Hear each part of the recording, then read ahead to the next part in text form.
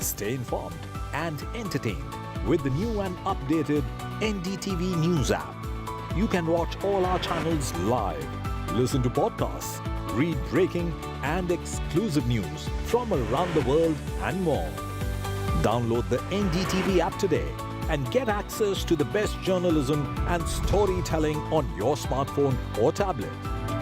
The NDTV app. News that matters to you. Some people say the metaverse will only be virtual. One day this lecture hall will be made of code, and driverless cars would be trapped in intersections. But even in this maze of the future, you can't wish away health. It's time to become more resilient.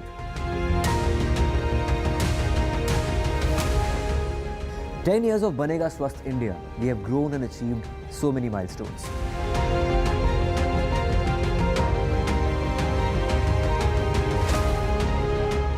And now I have a plan to beat the urgency, to stop breathing with difficulty, to relieve getting choked with inactivity.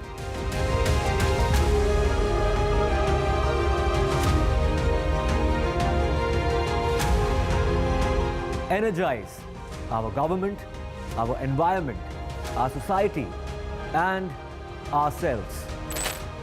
Everyone, everywhere, every day.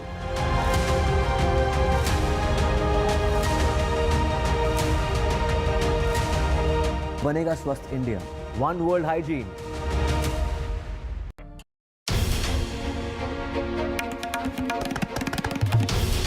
This is NDTV. And you're watching NDTV 24/7. Hello, Moto.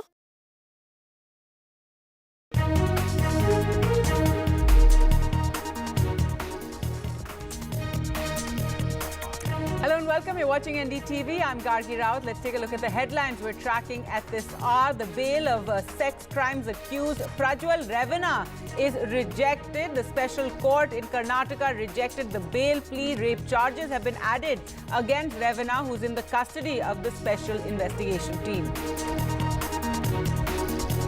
A political showdown over the emergency. The Speaker condemned the emergency in Parliament shortly after being re-elected. The Prime Minister, Lord's Om Birla, says glad he highlighted the excesses of the emergency. The Congress hits back, says the Speaker's divisive statement was unfortunate. The Supreme Court's tough stance on Delhi tree felling. The Supreme Court orders criminal proceedings against DDA officials and a contempt case linked to over 1,100 trees that were cut in the Ridge area of Delhi. The Supreme Court tells the Delhi government to act against the officials. Delhi Chief Minister Arvind Kejriwal today denied giving a statement blaming his colleague Manish Sisodia for the alleged excise policy case. This after he was arrested by the CBI while in ED custody in the same case. The agency has sought 5 days custody. The court will give its decision soon.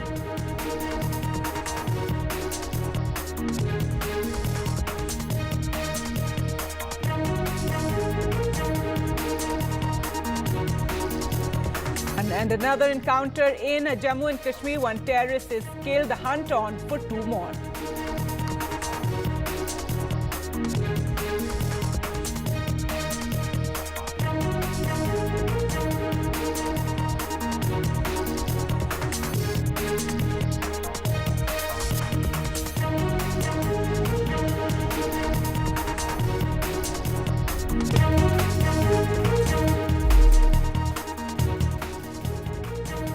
Our top story now, another setback to sex crimes accused Prajwal Revanna. A court in Bengaluru turned down his bail petition today. Hearing the petition in connection with a complaint registered at a police station against the former MP and his father, H.D. Revanna, the Special Court for Public Representatives was told that by the Special Public Prosecutor that charges of rape under the Indian Penal Code, Section 376, had been added to the case. The prosecutor argued that considering the gravity of the crime, bail should not be granted. The 33-year-old, who is the grandson of former Prime Minister A.G. Devegowda, has been suspended by his party, the Janata Dal Secular, after several complaints emerged against him and videos that went viral of these alleged sex crimes. He is in the custody of a special investigation team that was formed to investigate his all these complaints that have been made against him. So Prajwal Revanna, for the moment, will stay in the custody of the SIT. Well, let's go across to Pratibha now for more. And Pratibha, so another charge has been added, a rape charge has been added against Prajwal Revanna and his bail rejected.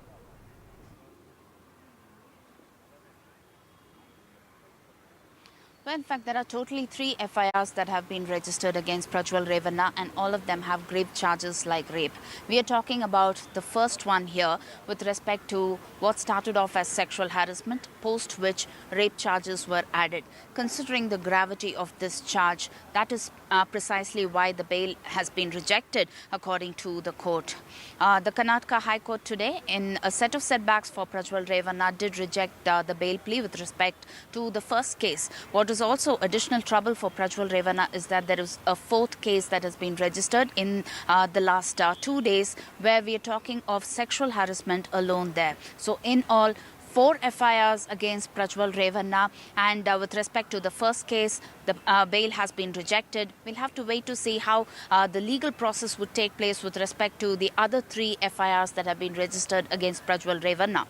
In the meantime, the SIT officials have taken custody of Prajwal Revanna with respect to the 4th FIR.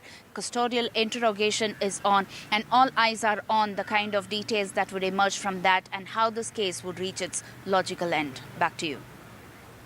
All right. Thanks so much, Pratibha, for joining us with all those latest developments. In other news, the big political fight, government versus opposition face-off over the emergency. Today, shortly after he was re-elected as the Lok Sabha Speaker, Om Birla condemned the emergency. The 50-year anniversary was yesterday. He called for a 2-minute silence, leading to protests by the opposition that have accused the government of trying to divert from more pressing issues. BJP MPs later protested on the steps of Parliament, and the Prime Minister then later posted lauding the Speaker's condemnation of the emergency, of his condemnation of those dark days. And the opposition has been attacking the government over its alleged attempts to curtail democracy, and the BJP hitting back by raising the issue of emergency and how democracy was strangled during that period, as the Prime Minister put in his social media post. Now, the Congress said the Speaker's divisive statement in the House was unfortunate, and the BJP must stop driving while looking in the rear view. Emergency के दौरान भारत के नागरिकों के अधिकार नष्ट कर दिए गए, नागरिकों से उनकी आज़ादी छीन ली गई। ये वह दौर था जब विपक्षी नेताओं को जेल में बंद कर दिया गया, पूरे देश को जेल खाना बना दिया गया। तब की तानाशाही सरकार ने मीडिया पर अनेक पाबंदियां लगा दी गई थी, न्यायपालिका की स्वतंत्रता पर अंकुश लगा दिया गया था। इमरजेंसी का वह समय हमारे देश के इतिहास में अन्याय काल का एक काला खंड था। Today is the 26th June. On this day, on 26th June 1975, early morning 6 a.m., then Prime Minister Srimati Indira Gandhi called emergency cabinet meeting and ratified post facto the single decision. Prime Minister took the decision alone.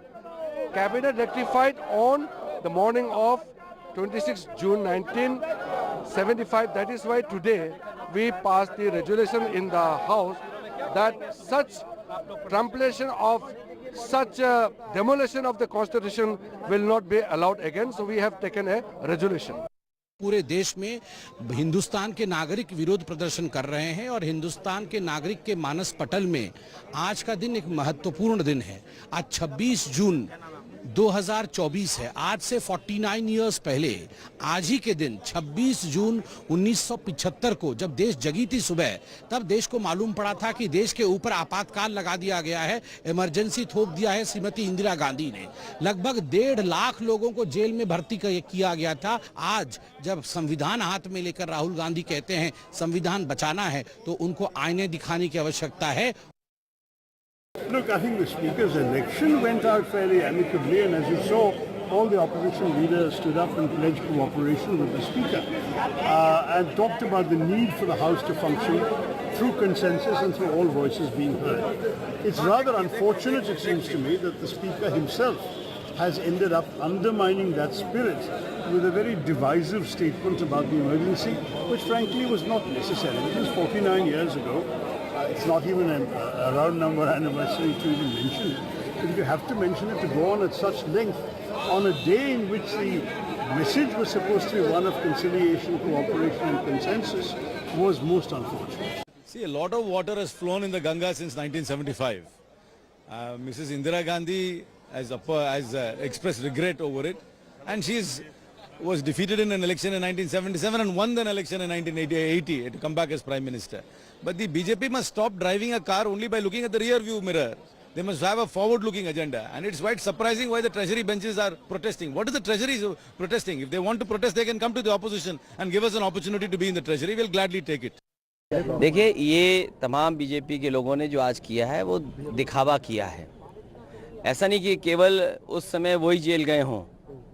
Samajwadi नेता और समाजवादी उस समय के जितने जनता party या तमाम नेताओं ने भी उस समय को देखा, लेकिन हम पीछे मुड़ के कितना देखें, हम पास्ट को कितना देखें। यही लोकसभा अध्यक्ष है जो एक झटके में 100 से ज़्यादा सांसदों को निलंबित कर रहा था। आपातकाल में ऐसा नहीं हुआ। All right, let's go across to Aishwarya now for more. So, Aishwarya, as the opposition has been targeting the Modi government over, curtailing of democracy, various issues that they've been raising since yesterday, the 50th anniversary of the emergency, the BJP has been targeting, the Congress and the opposition as such. And today in the Lok Sabha, also the Speaker, shortly after being re-elected, raising the issue of emergency, condemning it. So, this has become the big face-off over emergency. Well, certainly it came as a surprise to the opposition leaders after Prime Minister Narendra Modi introduced his councils of ministers. It was the Lok Sabha Speaker Om Birla who brought the resolution against the emergency and read out those 7 pages from the Speaker's table. Certainly, it was a surprise for the opposition leaders, and they created a chaos inside the House. But it was ultimately praised by Prime Minister Narendra Modi, Home Minister Amit Shah, and different of the Bharatiya Janata Party leaders that was a said era that we have seen 50 years ago, and that's the reason perhaps on 50th anniversary of the emergency they have brought a resolution against the emergency. The main reason being that the next generation or the current generation needs to know that what has happened during the Congress government at that point of time. Although it has been several opposition leaders who stated that please stop looking in the rear view mirror. They need to look forward. This has happened in the past. Indira Gandhi apologized for the emergency, and it is now a time to build India in a new way as far as emergency is concerned. Yes, all of us know that that was a black day, a sad era that Indian history has seen. But now it's time to talk on the real issues, and the government is fearing on speaking on the issues of NEET, on the issues of the train tragedy, and they do not want it to answer that. Certainly, it was the NDA leaders who also came outside the Parliament House after that resolution was brought by Om Birla, and several of the leaders protested outside the Makar Dwar and stated that they will never forget and they will never forgive the Congress government what they did to the country. There several leaders at that point of time who were put in jail, and it was the entire country who saw the jail episode during that time, and it affected a large part of the country because of the emergency that was imposed by Indira Gandhi. But now it remains to be seen, when this resolution had already been brought by the Lok Sabha Speaker Om Birla, whether that will be further passed and there would be a discussion on this resolution or not. But the opposition clearly had been targeting the Bharatiya Janata Party leaders, that they still wanted to remember those past days which happened 50 years back, the event that we all are ashamed of. But now it's a time that India should look forward, and if needed, then please go ahead in the parliament, discuss on it, and we will be going ahead with the resolution if discussion needs to be done. But certainly when this came out as a surprise, everybody was shocked. Even opposition leaders had no clue that such a resolution was about to be brought by the Lok Sabha Speaker soon after him being appointed as the Lok Sabha Speaker.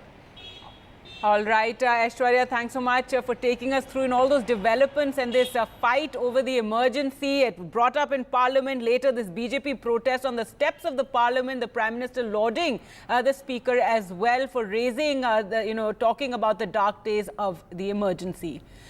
Well, staying with Parliament news, the Trinamool today raised questions over the Speaker's election. The party maintained that though the opposition demanded a division of votes, the pro-tem Speaker flouted rules and went ahead with a voice vote election. I remember earlier today, K. Suresh of the India bloc was the Speaker's candidate, also told NDTV they would demand a division of the vote. So Trinamool objecting to the manner in which the Lok Sabha Speaker election took place. The election was taking place after decades, after the 1950s. The Trinamool Congress saying the pro-tem Speaker didn't follow protocol and did not give them a division of the votes.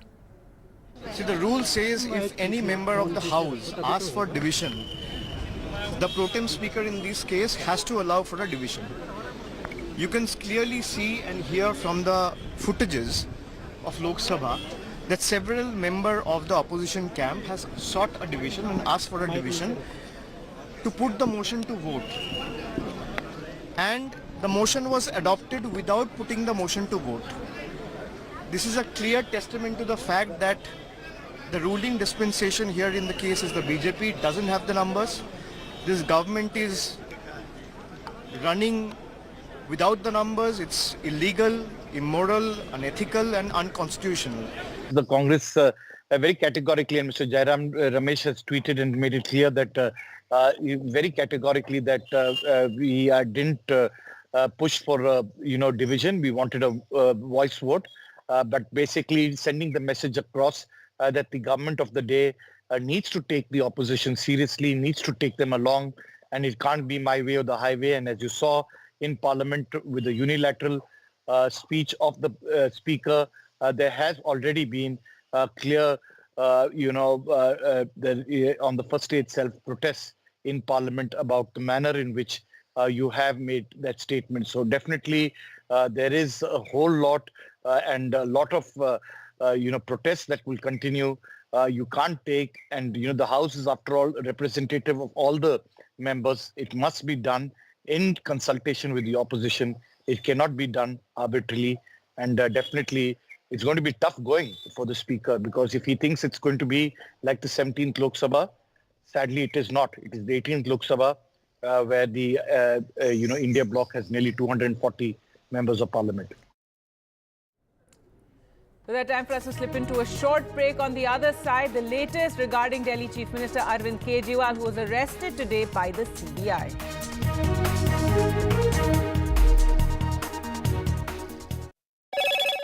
Hello, Moto. Motorola, India's best 5G smartphone brand.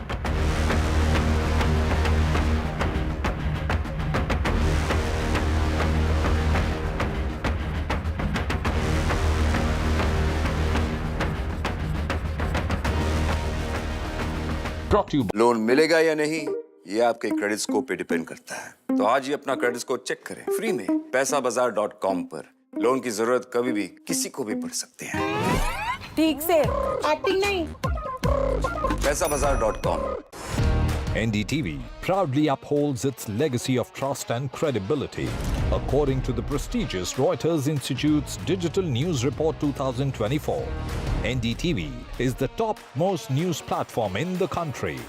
Number one in both online and offline reach in India. Beating all its competition, NDTV stands for trust. Get ready for the ride of your life. NDTV brings you the NDTV Auto Show with me, Mugdha Mishra. From the fastest supercars to the sleekest new energy vehicles to your trusted daily ride, we cover it all. Every Saturday at 10:30 a.m. and Sunday at 8:30 p.m. only on NDTV 24/7. Your next great escape starts here. Stay informed and entertained with the new and updated NDTV News app. You can watch all our channels live, listen to podcasts, read breaking and exclusive news from around the world and more. Download the NDTV app today and get access to the best journalism and storytelling on your smartphone or tablet. The NDTV app. News that matters to you. Some people say the metaverse will only be virtual. One day this lecture hall will be made of code, and driverless cars would be trapped in intersections. But even in this maze of the future, you can't wish away health. It's time to become more resilient.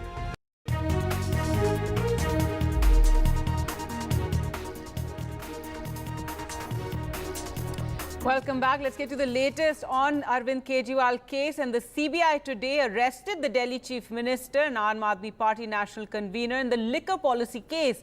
He's already, remember, in the custody of the Enforcement Directorate. The probe agency who presented the AAP leader in the Delhi's Rouse Avenue court said the agency could have done the exercise before the Lok Sabha elections, but it didn't. Meanwhile, Kejriwal told the court that it's being shown in the media, citing CBI sources that have put the entire blame on Manish Sisodia in a statement, and he denied this. He said, I have not given any statement that Sisodia is guilty, and he said, I've said Sisodia is innocent, AAP is innocent, and I am innocent. Remember, the former Delhi Deputy Chief Minister has been in custody and has been in jail in the same liquor policy case. We're expecting the court's decision in a short while from now, as the CBI has sought 5 days custody of Arvind Kejriwal. आज CBI ने पूरी कोशिश करी कि क्योंकि कुछ case नहीं है, वो चाह रहे थे कि कोई ऐसी खबर प्लांट हो जाए, सेंसेशनलाइज हो जाए issue.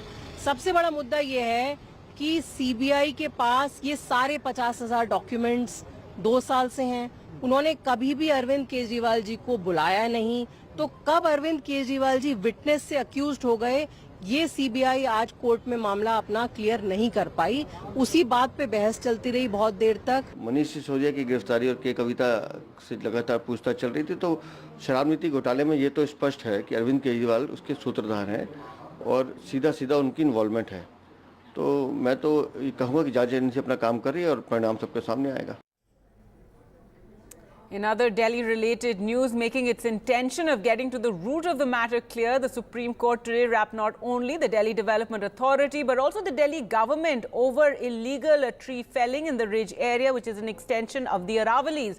Ordering criminal action against DDA officials responsible for the lapse. The court said there has been a fantastic lapse on the part of the Delhi government, under whom the tree authority is supposed to function. So the Supreme Court directing the DDA to disclose the location where the trees were cut and fallen wood. The wood, they said, will be collected by the Delhi government's tree officer, who will then submit a report by the 11th of July. They want to get to the root of the problem, because as they use the Sherlock Holmes, terminology, there was no dog barking. So that means it was an inside job. How did it happen? As we were talking, they haven't been able to figure out where is the wood gone and how do they take note of it. And that is why they've issued notice to the principal secretary of the forest, the tree forest office, the Delhi government in this case, to find out and get to know from the contractor where this wood is, and it should be immediately handed over. The other aspect, of course, is the fact that how did the DDA give permission, and what steps should be taken in terms of correction. apart from the tree officer, why he had not been able to, issue notice to DDA on this substantial tree cutting that had taken place. So all these aspects will have to be looked at. We'll wait for the Supreme Court to hear this matter after a week. They've taken a very strong position on this. Delhi, as you know, is one of the world's most polluted capitals across the world. And it's really sad that in the national capital region, when people are suffering from a heat wave, the DDA has allowed tree cutting to take place. Was it done by the Lieutenant Governor's orders, or was it done by somebody else? Somebody has to take the flak. Somebody has to take the blame. Now, the new criminal laws will come into effect in the country on the 1st of July, and the government is batting for these new criminal laws. The new laws, as we said, will come into effect from July. These bills were passed in Parliament in 2023 in under very controversial circumstances. Remember, over 100 MPs were suspended from the House at that time. A lot of concern has also been expressed by the opposition over the new criminal laws coming into effect. The key highlights is the display of arrest information, among others. Let's go across to Aishwarya now for more. And Aishwarya, first take us through, what are the highlights of these new criminal laws, much touted by the government, and there has to be a lot of groundwork laid as they come into force. Well, certainly these three new criminal laws, Bharatiya Nyaya Sanhita, Bharatiya Nagrik Suraksha Sanhita and Bharatiya Sakshya Adhiniyam bills which were passed by the Parliament in the last winter session in 2023 amid a huge uproar, and the opposition opposed these bills. It was later passed, and the President of India gave an assent to these new criminal laws on 25th of December 2023, and the Government of India had finally appointed a date, that is 1st of July 2024, when these three new criminal laws will come into the force. There are several highlights of these three new criminal laws, of course, that pertains to the transparency, giving more efficiency and the help to the citizens of this country. And one of the sections, section 193 of the BNSS, clearly states about the progress updates to the victim. This section says that the victims,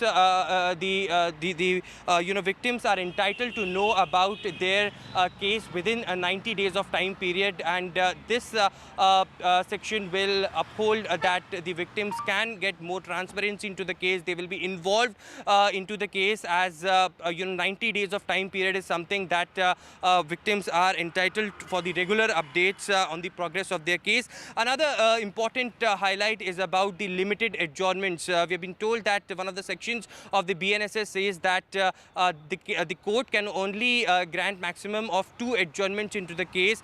This will help to ensure that there is a fast delivery of justice system in this country. Another very interesting highlight of these three criminal laws is section 179 of the BNSS, which clearly states about the exemptions from going to the police stations.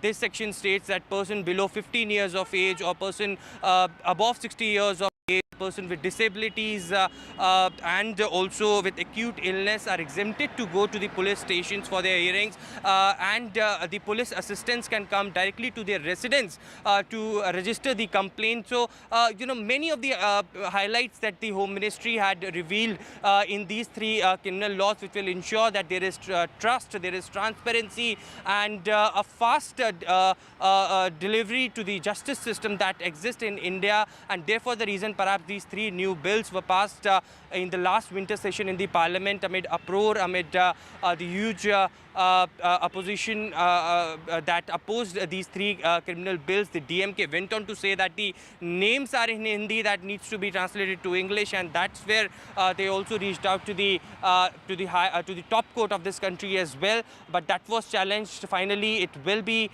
in force and effective from 1st of July 2024, and therefore the reason perhaps the entire criminal system will be revamped from the very next date. All right, so quite a task ahead. Thanks so much, Aishwarya, for joining us with all those details. News now from Tamil Nadu, where 61 people have lost their lives in the illicit liquor tragedy. We'll get you the details after this short break.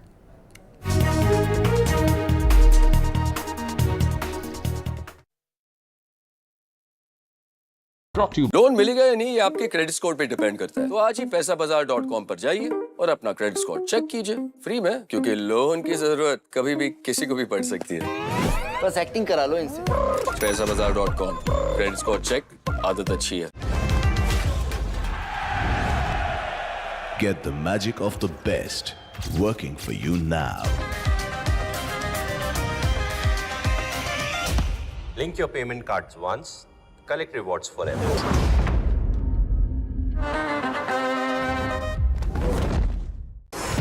NDTV proudly upholds its legacy of trust and credibility.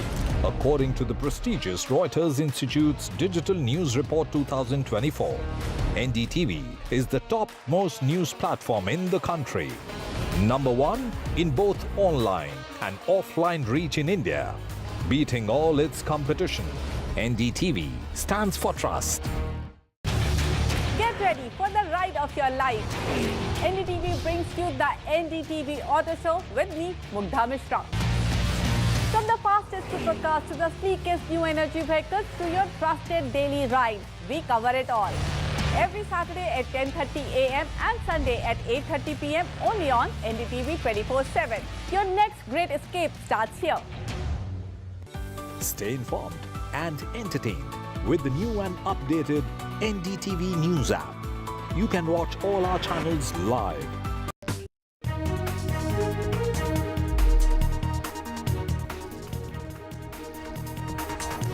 Welcome back. The number of dead in the Tamil Nadu illicit liquor tragedy has gone up to 63. So 63 people have lost their lives in the Hooch tragedy in Kalakuruchi district. The AIADMK and PMK have moved the Madras High Court seeking a CBI probe. The state government was also to file an action taken report following a similar tragedy last year that took away 22 lives.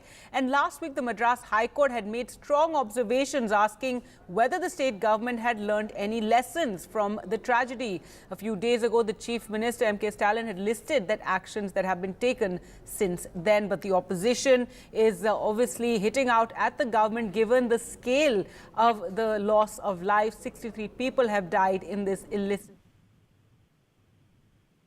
On behalf of NCW, inquiring about the 61 deaths which have taken place after consuming scrupulous liquor. And it's very saddening to see how families have been completely disoriented. 61 families they've lost their loved ones. So there are some children who have been orphaned because they've lost both the parents, and they're looking at a future which is absolutely dark, it's like a dark pit for them. They don't know which way to go. So finding a solution for them, any amount of compensation money is not going to help them. It's not going to bring their loved ones back. It's not going to bring them their parents back. Well, joining us now on the phone line is Salem Dharani Dharan, spokesperson of the DMK, and Apsara Reddy, spokesperson of the AIADMK. Salem Dharani Dharan, first to you, a lot of questions being raised, about how you just 2 years ago you had a liquor tragedy and now again. And in this particular case, now 63 people are dead. Madras High Court also questioning, what were the lessons learned? See, it's definitely a very, very unfortunate incident, and we apologize to the people for what happened. But we are now working on it. We are making sure that no such incidents will ever happen in the history of Tamil Nadu. In fact, in the last 2 years, we took a lot of efforts. In fact, 4 lakh litres of illicit liquor had been destroyed. 20,000 people involved in this trade had been arrested. In spite of that, this has happened, and this shouldn't have happened. We'll make sure that this doesn't happen in the future. But having said that, we have also taken steps to rehabilitate the children who have lost their loved ones. For example, to have a guardian for them and to take care of their entire education and have some money deposited in their account, which will be given when they turn 18, and then to give them preference in jobs and so on and so forth. So those redressal mechanisms has been done. But I think we'll also do more in the coming days. So more steps will be taken. Apsara, ready your comments? See, I really think it's unfortunate that we have an administration that has absolutely zero empathy or efficiency in issues. Kalakuruchi happened even before. The illicit Hooch tragedies happened before in this government. They said the same apology then, and they haven't really rectified their steps. In fact, further to that, they've been like absolutely free flow of drugs in the state. You've seen a DMK functionary get caught embroiled in a drug controversy, where members of the chief minister's family were photographed with the person peddling or being part of a drug cartel. We've also had medical negligence, where a young footballer lost her life because of government negligence. And in no situation has the chief minister or the DMK improved their governance or actually shed light on the people's issues.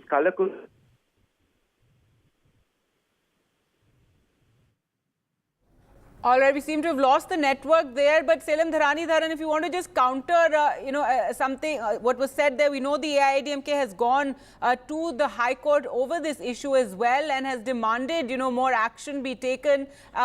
Illicit liquor is a problem that plagues our country. That is known, but really it's for the state governments to really crack down and ensure these tragedies don't keep happening. I see, of course, such tragedies should not happen, and no excuses could be given, and which is why the chief minister has had a series of meetings with the collectors and the higher officials, and also warned them that such lacuna will not be acceptable in the administration. But having said that, the opposition always makes it appear that not everything is bad in Tamil Nadu. No, even when it comes to drugs, Tamil Nadu has confiscated the highest number of drugs, and we have the least number of drug usage as per the NCRB data. And also, if don't consider me to be doing a water bottle, but if you look, even from the last 10 years, if you look, there have been each year there's been more than 1,000 to 1,500 illicit alcohol-related deaths across India. Even every year in Bihar, Madhya Pradesh, we've been having more than 300 to 400 deaths in each of the states. It's a societal problem. It's a social issue which we'll have to find a common solution. We shouldn't now go and pinpoint fingers at each other. And we've seen once again there have been talks about prohibition or, the controlling of alcohol. This is something that, everyone must be taken into, account and talked to, and experts must be brought in here. But Apsara Reddy back with us. Apsara Reddy, AIADMK has demanded a CBI probe into this liquor tragedy. Absolutely. In fact, look at the kind of anti-democratic stand the DMK has taken today in the assembly. In fact, our leaders, our MLAs, wanted to discuss the Kalakuruchi Hooch tragedy. I think there should be all-party consensus on how such a tragedy can be dealt with, but the DMK absolutely didn't allow it and suspended all our members, all our MLAs for the entire session. So DMK is running scared because of its inefficiency, because of the lackluster governance in the state. I think the chief minister, I'm sorry to say, despite the kind of financial problems the state is in because of their bad administration, their own former finance minister, PTR has actually blamed the chief minister's first family for corruption. Instead of dealing with all of that, they're still taking trips to Dubai, Spain, the kind of expenditure on racetrack events. They're not really paying attention on public welfare and tragedies like the Kalakuruchi. Right, Selam Dharani Dharan, final word to you. What can you promise us? What steps are you going to take to ensure something like this never happens again? It's been astounding to see how the number of dead has just been climbing from 20 to 30, went to 50, and now it's 63 people who have died. I would like to also rebut what the previous spokesperson said. First and foremost, the financial mess in Tamil Nadu is only because of the AIADMK regime. When DMK demitted office in 2011, our debt to GDP ratio was 17% of the best in India, and when AIADMK demitted, it was 28%, unsustainable. And under our rule, it has been reduced to 1.5%. And with regards to the comment made by my dear friend PTR Tyagarajan, I think he himself has said that it was not his comments, they were doctored. So he has not made those comments. And finally, when it comes to the AIADMK MLAs being sent out, this again is a lie. Our chief minister told the speaker that the AIADMK MLAs as well as the leader of opposition should be allowed to discuss. They were the ones who did not want to wait until the Mani Korike was over, and they've been staging walkout. Our leader has been very, very firm and wants the AIADMK MLAs to raise their concerns in the assembly, unlike the BJP. But then the first and the final point which you asked, Gargi, is that we have already set up an one-member judicial committee, and we're also taking other steps. Right? We also will take steps to make sure that methanol is not freely available and other such steps. But I'll assure you that this will never happen, and we are going to take such severe steps that this is never going to happen. What happened to the assurance in the previous tragedy? Whoever gave an assurance. What happened to that?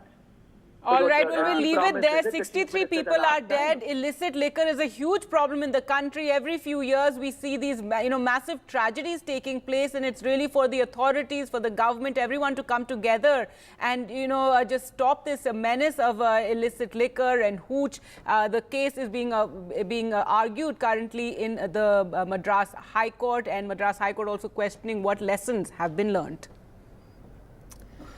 And let's shift focus now to Pune, where the Pune Municipal Corporation continued its crackdown on unauthorized structures at pubs and bars in the city for a second day today in the wake of alleged consumption of drugs at a local bar. Now, this is as part of the action. Officials of the building department demolished illegal structures of some prominent bars, including Esco Bar and FML Resto Bar. During the day, the Pune police also held 2 men who were seen with a drug-like substance in a video captured at the bar that went viral. So this action being taken following that video also going viral. Let's go across to Radhika now for more. And Radhika, tell us more about this crackdown on bars and, this whole drug controversy. This is something the opposition MV is also going to be raising in the assembly. That's right, Gargi. State government and municipal authorities in action mode post that video went viral, which showed several people consuming narcotic substance inside a pub in Pune. Post which, of course, authorities have been taking action against several of these pubs which had been flouting building norms, and several of these pubs which had been selling narcotic substance to youth in Pune. This action comes after Chief Minister Eknath Shinde yesterday, in fact, directed authorities, including Pune police, to take action against many of these buildings that had been flouting norms over the last several years. So therefore, many of these multiple action being taken and FIRs being registered as well, and demolition also happening, bulldozer action also being done in the city of Pune against many of these construction that had been flouting many norms in terms of building norms, and also some of them who had been flouting timing norms as well. Several of these pubs and bars and establishments supposed to shut by 1 a.m. Is open throughout the morning, throughout wee hours, the complaints that have been received by the state government. So yes, action being taken, and Eknath Shinde government taking this very seriously. Of course, tomorrow is the monsoon session, whereby we expect the opposition to corner government over law and order situation and the rampant drug so-called drug culture in Pune as well. The government will be targeted, is what several of the leaders from the opposition have said, when the monsoon session starts tomorrow. All right, thanks so much, Radhika, for joining us with all those details. Now, news from Bengaluru, and another setback to sex crimes accused Prajwal Revanna. A court in Bengaluru turned down his bail petition. Hearing the petition today in connection with a complaint registered at the Holana Supur police station against the former MP and his father, H.D. Revanna. The Special Court for Public Representatives was told by the prosecutor that charges of rape under Indian Penal Code Section 376 have also been added to the case. The prosecutor argued that considering the gravity of the crime, bail should not be granted. The 33-year-old, who is the grandson of former Prime Minister H.D. Devegowda, was suspended by his party, the Janata Dal Secular. He is in custody of the Special Investigation Team that was formed to investigate all his alleged sex crimes. Earlier, we spoke to Pratibha for more. There are totally 3 FIRs that have been registered against Prajwal Revanna, and all of them have grave charges like rape. We are talking about the first one here with respect to what started off as sexual harassment, post which rape charges were added. Considering the gravity of this charge, that is precisely why the bail has been rejected according to the court.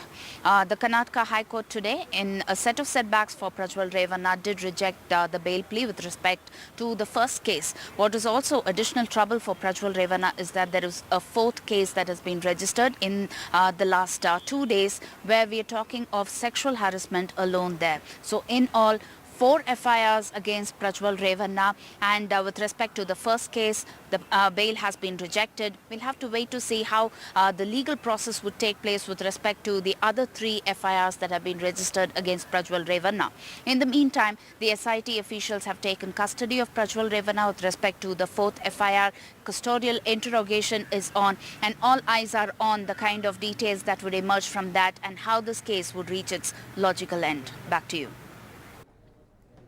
Now, government versus opposition face-off over the emergency. Today, shortly after he was re-elected as the Lok Sabha Speaker, Om Birla condemned the emergency in a statement that took the opposition by surprise. Now, yesterday was the 50th anniversary of the emergency called by former Prime Minister Indira Gandhi.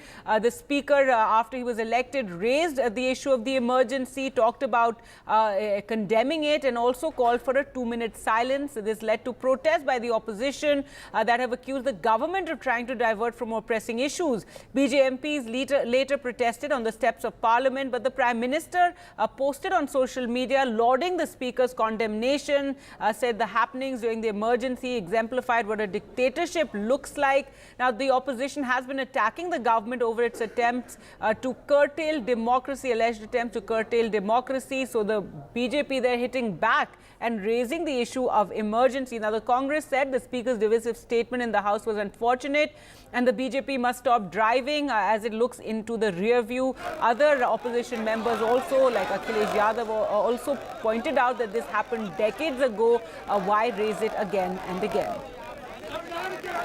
Emergency के दौरान भारत के नागरिकों के अधिकार नष्ट कर दिए गए, नागरिकों से उनकी आज़ादी छीन ली गई।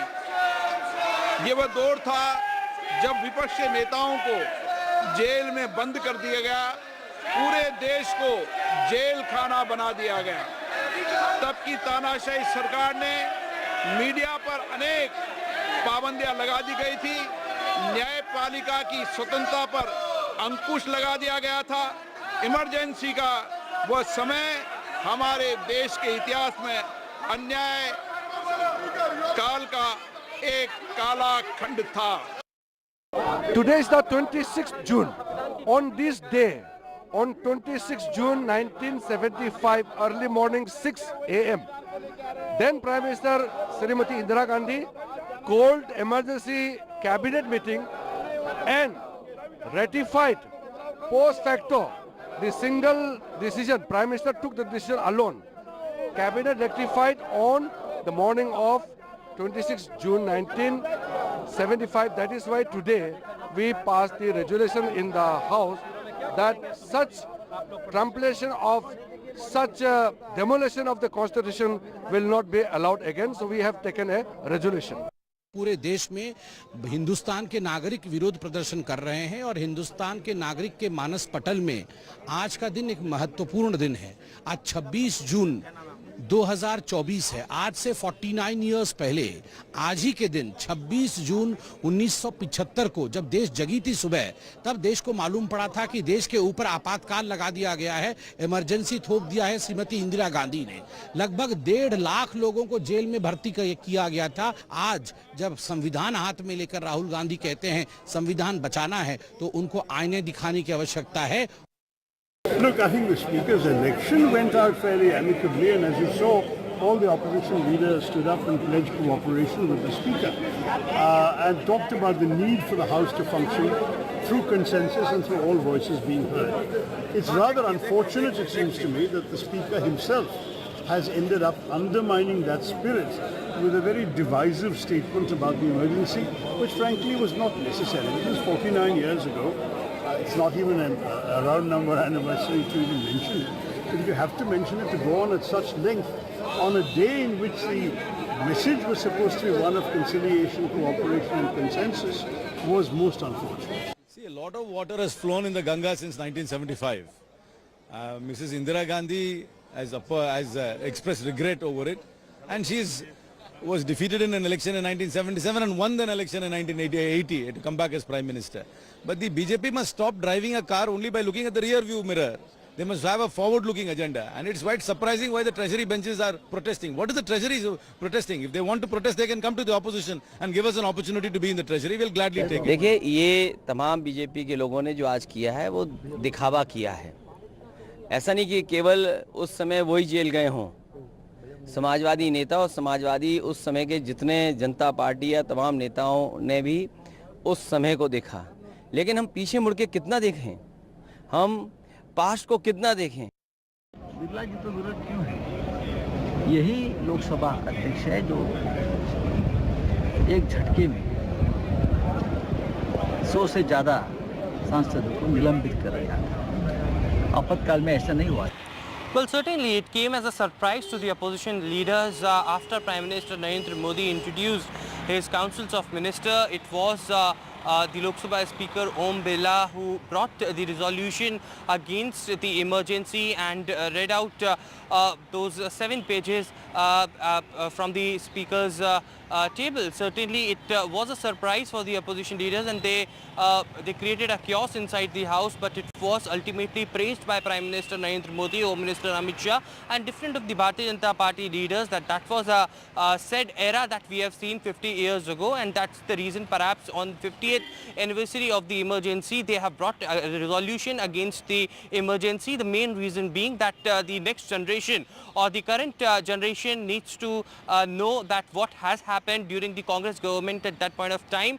Although it has been several opposition leaders who stated that please stop looking in the rear view mirror. They need to look forward. This has happened in the past. Indira Gandhi apologized for the emergency, and it is now a time to build India in a new way as far as emergency is concerned. Yes, all of us know that that was a black day, a sad era that Indian history has seen. But now it's time to talk on the real issues, and the government is swearing on speaking on the issues of NEET, on the issues of the train tragedy, and they do not want it to answer that. Certainly it was the NDA leaders who also came outside the Parliament House after that resolution was brought by Om Birla, and several of the leaders protested outside the Makar Dwar and stated that they will never forget and they will never forgive the Congress government what they did to the country. There are several leaders at that point of time who were put in jail, and it was the entire country who saw the jail episode during that time, and it affected a large part of the country because of the emergency that was imposed by Indira Gandhi. But now it remains to be seen, when this resolution had already been brought by the Lok Sabha Speaker Om Birla, whether that will be further passed and there would be a discussion on this resolution or not. But the opposition clearly had been targeting the Bharatiya Janata Party leaders, that they still wanted to remember those past days which happened 50 years back, the event that we all are ashamed of. But now it's a time that India should look forward, and if needed, then please go ahead in the Parliament, discuss on it, and we will be going ahead with the resolution if discussion needs to be done. But certainly when this came out as a surprise, everybody was shocked. Even opposition leaders had no clue that such a resolution was about to be brought by the Lok Sabha Speaker soon after him being appointed as the Lok Sabha Speaker. And staying with news, what took place in the Lok Sabha, the Trinamool Congress today raised questions over the Speaker's election which took place. Remember, there was the Speaker's election after decades in the Lok Sabha. The party maintains that though the opposition demanded a division of votes, that the pro-tem Speaker flouted the rules and went ahead with a voice vote election. So this is something the Trinamool has objected to, that the Congress has said they didn't want to press this issue. See, the rule says if any member of the House asks for division, the pro-tem speaker in this case has to allow for a division.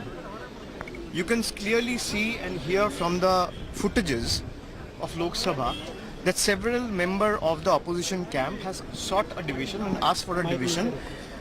to put the motion to vote. And the motion was adopted without putting the motion to vote. This is a clear testament to the fact that the ruling dispensation here in the case is the BJP. It doesn't have the numbers. This government is running without the numbers. It's illegal, immoral, unethical and unconstitutional. Well, with that, time for us to slip into a short break. More news coming up on the other side. Stay with us.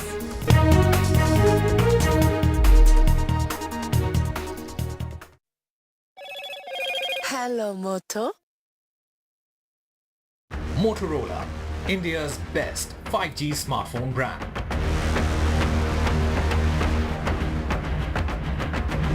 Bail plea of sex crimes accused Prajwal Revanna rejected by the special court. Political showdown over the emergency. The Speaker condemns emergency in Parliament. The Congress says Speaker's divisive statement unfortunate. The Supreme Court's tough stance on Delhi tree felling, orders a criminal proceedings against DDA officials.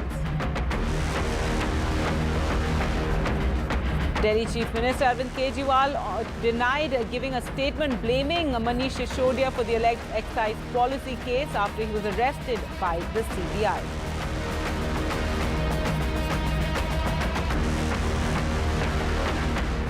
Loan मिलेगा या नहीं ये आपके credit score पर depend करता है। आज ही जाइए पैसाबाजार.com पर और अपना क्रेडिट स्कोर चेक कीजिए फ्री में, क्योंकि लोन की जरूरत किसी को भी कभी भी पड़ सकती है। चल एक्टिंग थोड़ा भेल बनो। ये आया बात पैसाबाजार.com। Some people say the metaverse will only be virtual. One day this lecture hall will be made of code and driverless cars would be trapped in intersections. But even in this maze of the future, you can't wish away health. It's time to become more resilient.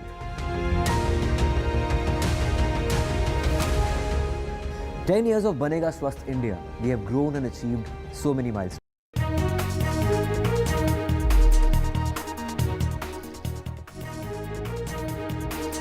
Welcome back. The government has said that the new criminal laws will come into effect from the 1st of July, and the government identifies people-friendly measures in these laws. The bills were passed, remember, by the last parliament in 2023. There was controversy as over 100 MPs were suspended at that time. The opposition has also raised questions over this. There are many, differences in the new criminal laws from the IPC. Some highlights are display of arrest information, and earlier we spoke to Aishwarya for more details. These three new criminal laws, Bharatiya Nyaya Sanhita, Bharatiya Nagrik Suraksha Sanhita and Bharatiya Sakshya Adhiniyam bills which were passed by the parliament in the last winter session in 2023 amid a huge uproar, and the opposition opposed these bills. It was later passed, and the President of India gave an assent to these new criminal laws on 25th of December 2023, and the Government of India had finally appointed a date, that is 1st of July 2024, when these three new criminal laws will come into the force. There are several highlights of these three new criminal laws, of course, that pertains to the transparency, giving more efficiency and the help to the citizens of this country. And one of the sections, section 193 of the BNSS, clearly states about the progress updates to the victim. This section says that the victims,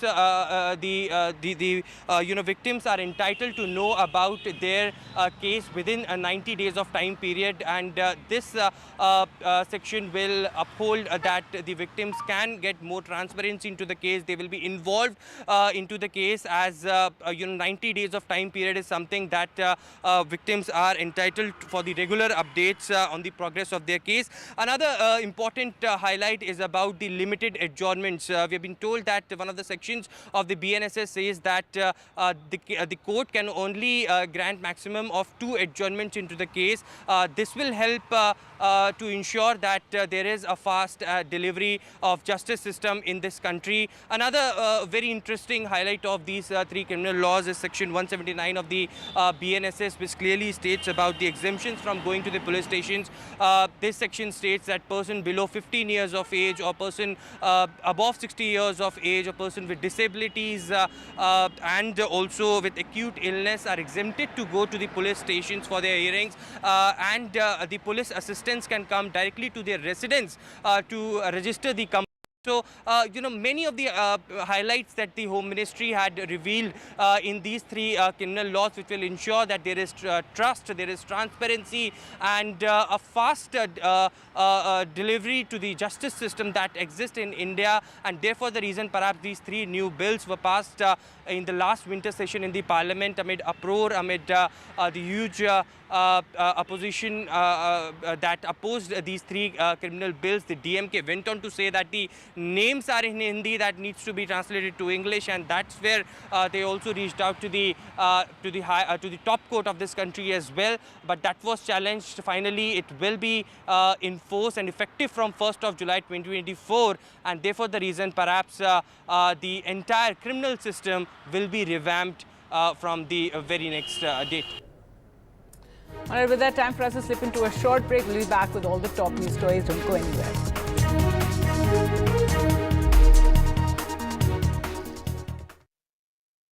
loan मिलेगा या नहीं, ये आपके credit score पे depend करता है। तो आज ही अपना क्रेडिट स्कोर चेक करें फ्री में पैसाबाजार.com पर।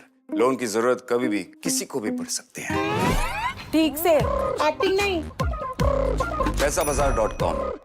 Stay informed and entertained with the new and updated NDTV News app.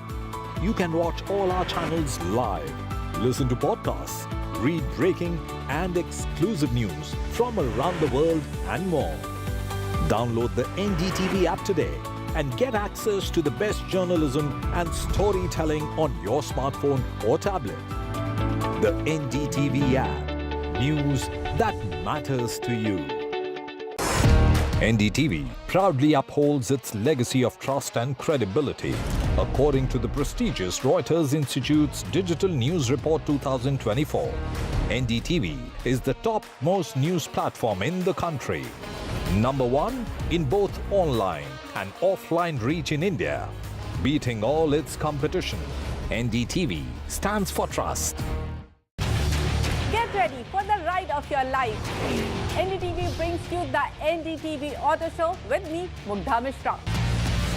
From the fastest supercars to the sleekest new energy vehicles to your trusted daily ride, we cover it all. Every Saturday at 10:30 a.m. and Sunday at 8:30 p.m. only on NDTV 24/7.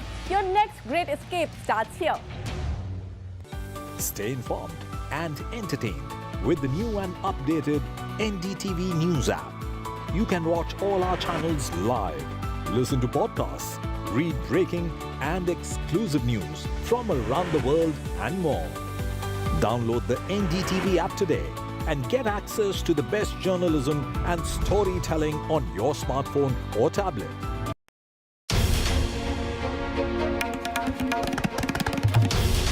This is NDTV, and you're watching NDTV 24/7.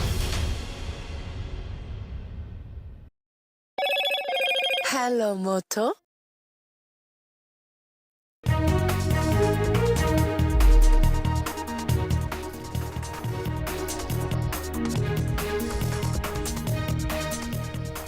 The bail plea of sex crimes accused Prajwal Revanna is rejected by a special court. Rape charge has been added in the case against Revanna. He will stay in the custody of the SIT. A political showdown over the emergency. The Speaker, after being re-elected, condemns the emergency in Parliament, calls for 2 minutes silence, leading to protests by the opposition. The Prime Minister lauds the Speaker, says glad he highlighted the excesses. The Congress says Speaker's divisive statement unfortunate. The Supreme Court's tough stance on tree felling in Delhi. The Supreme Court orders criminal proceedings against DDA officials. A contempt case linked to over 1,100 trees being cut in the Ridge area. Delhi Chief Minister Arvind Kejriwal is arrested by the CBI while in ED custody. Makes a statement in the local court, says denied giving a statement blaming his colleague Manish Sisodia for the alleged excise policy case. The court's decision on 5 days custody to the CBI in a short while from now. And in Jammu and Kashmir, an encounter breaks out in Doda. One terrorist has been killed as the hunt is on for 2 more terrorists. The police say the terrorists are linked to the recent attacks seen in the area.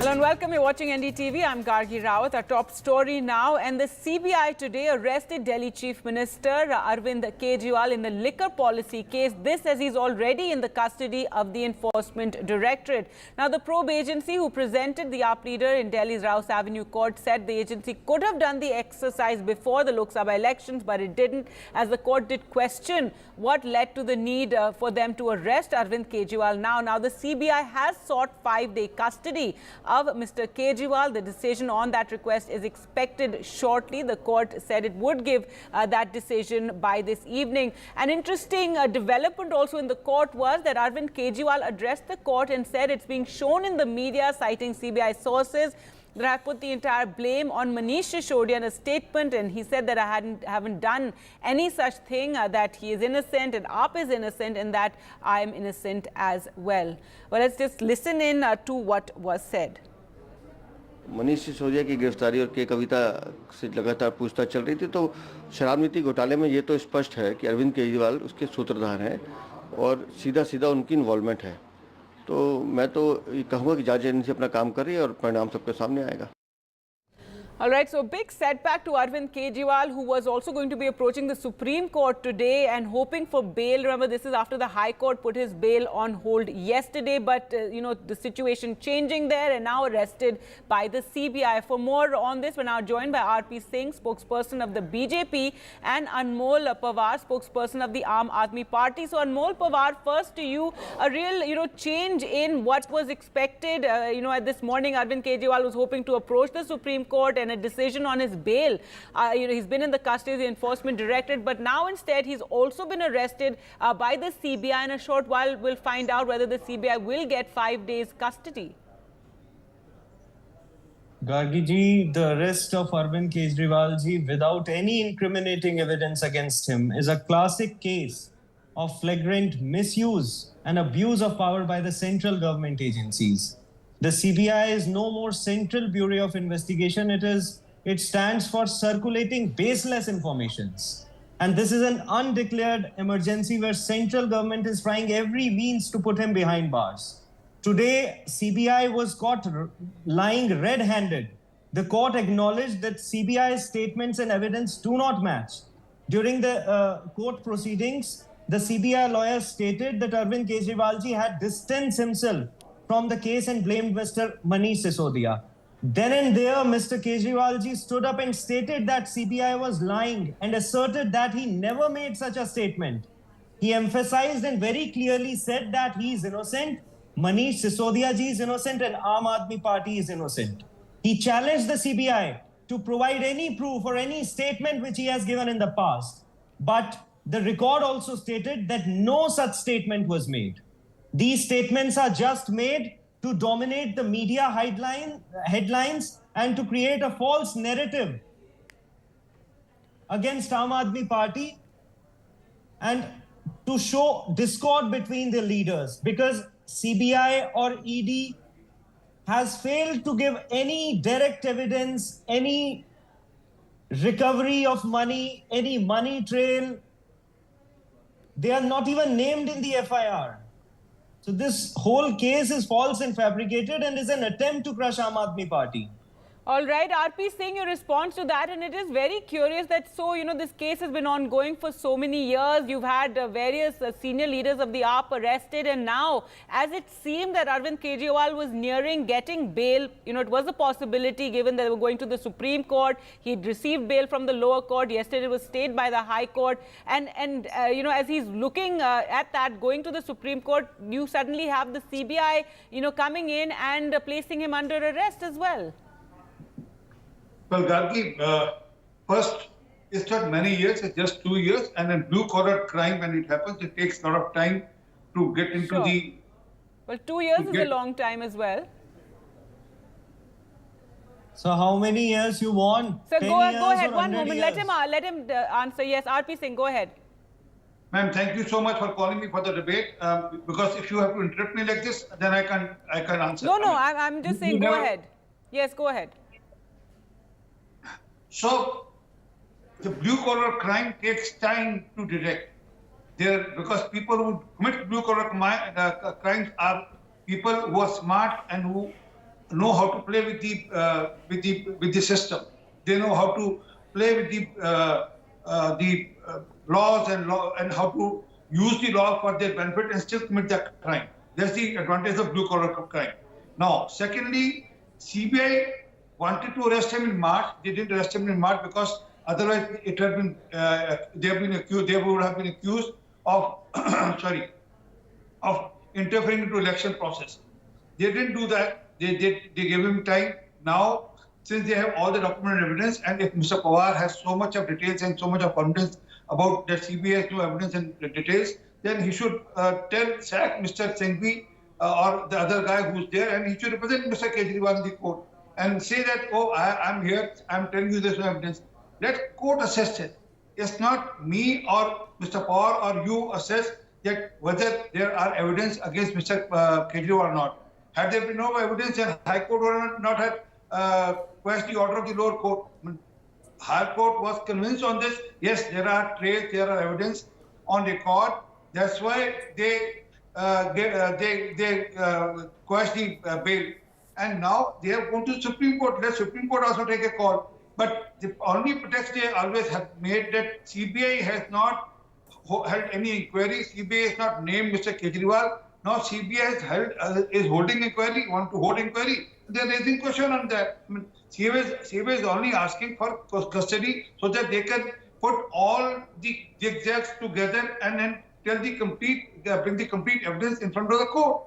That's right. So, Anmol, Pawar, your response to that, the CBI says they need his custody to confront him with all the evidence, perhaps other witnesses also. Vijay Nair's name is being taken. So, the CBI saying that Mr. Kejriwal, they need to confront him, that money was shifted to Goa. So, various allegations, and that's why they moved in to arrest him and now, want to further strengthen their case. Ragiji, the reality is that for the first time he was called for interrogation by the CBI in 2023.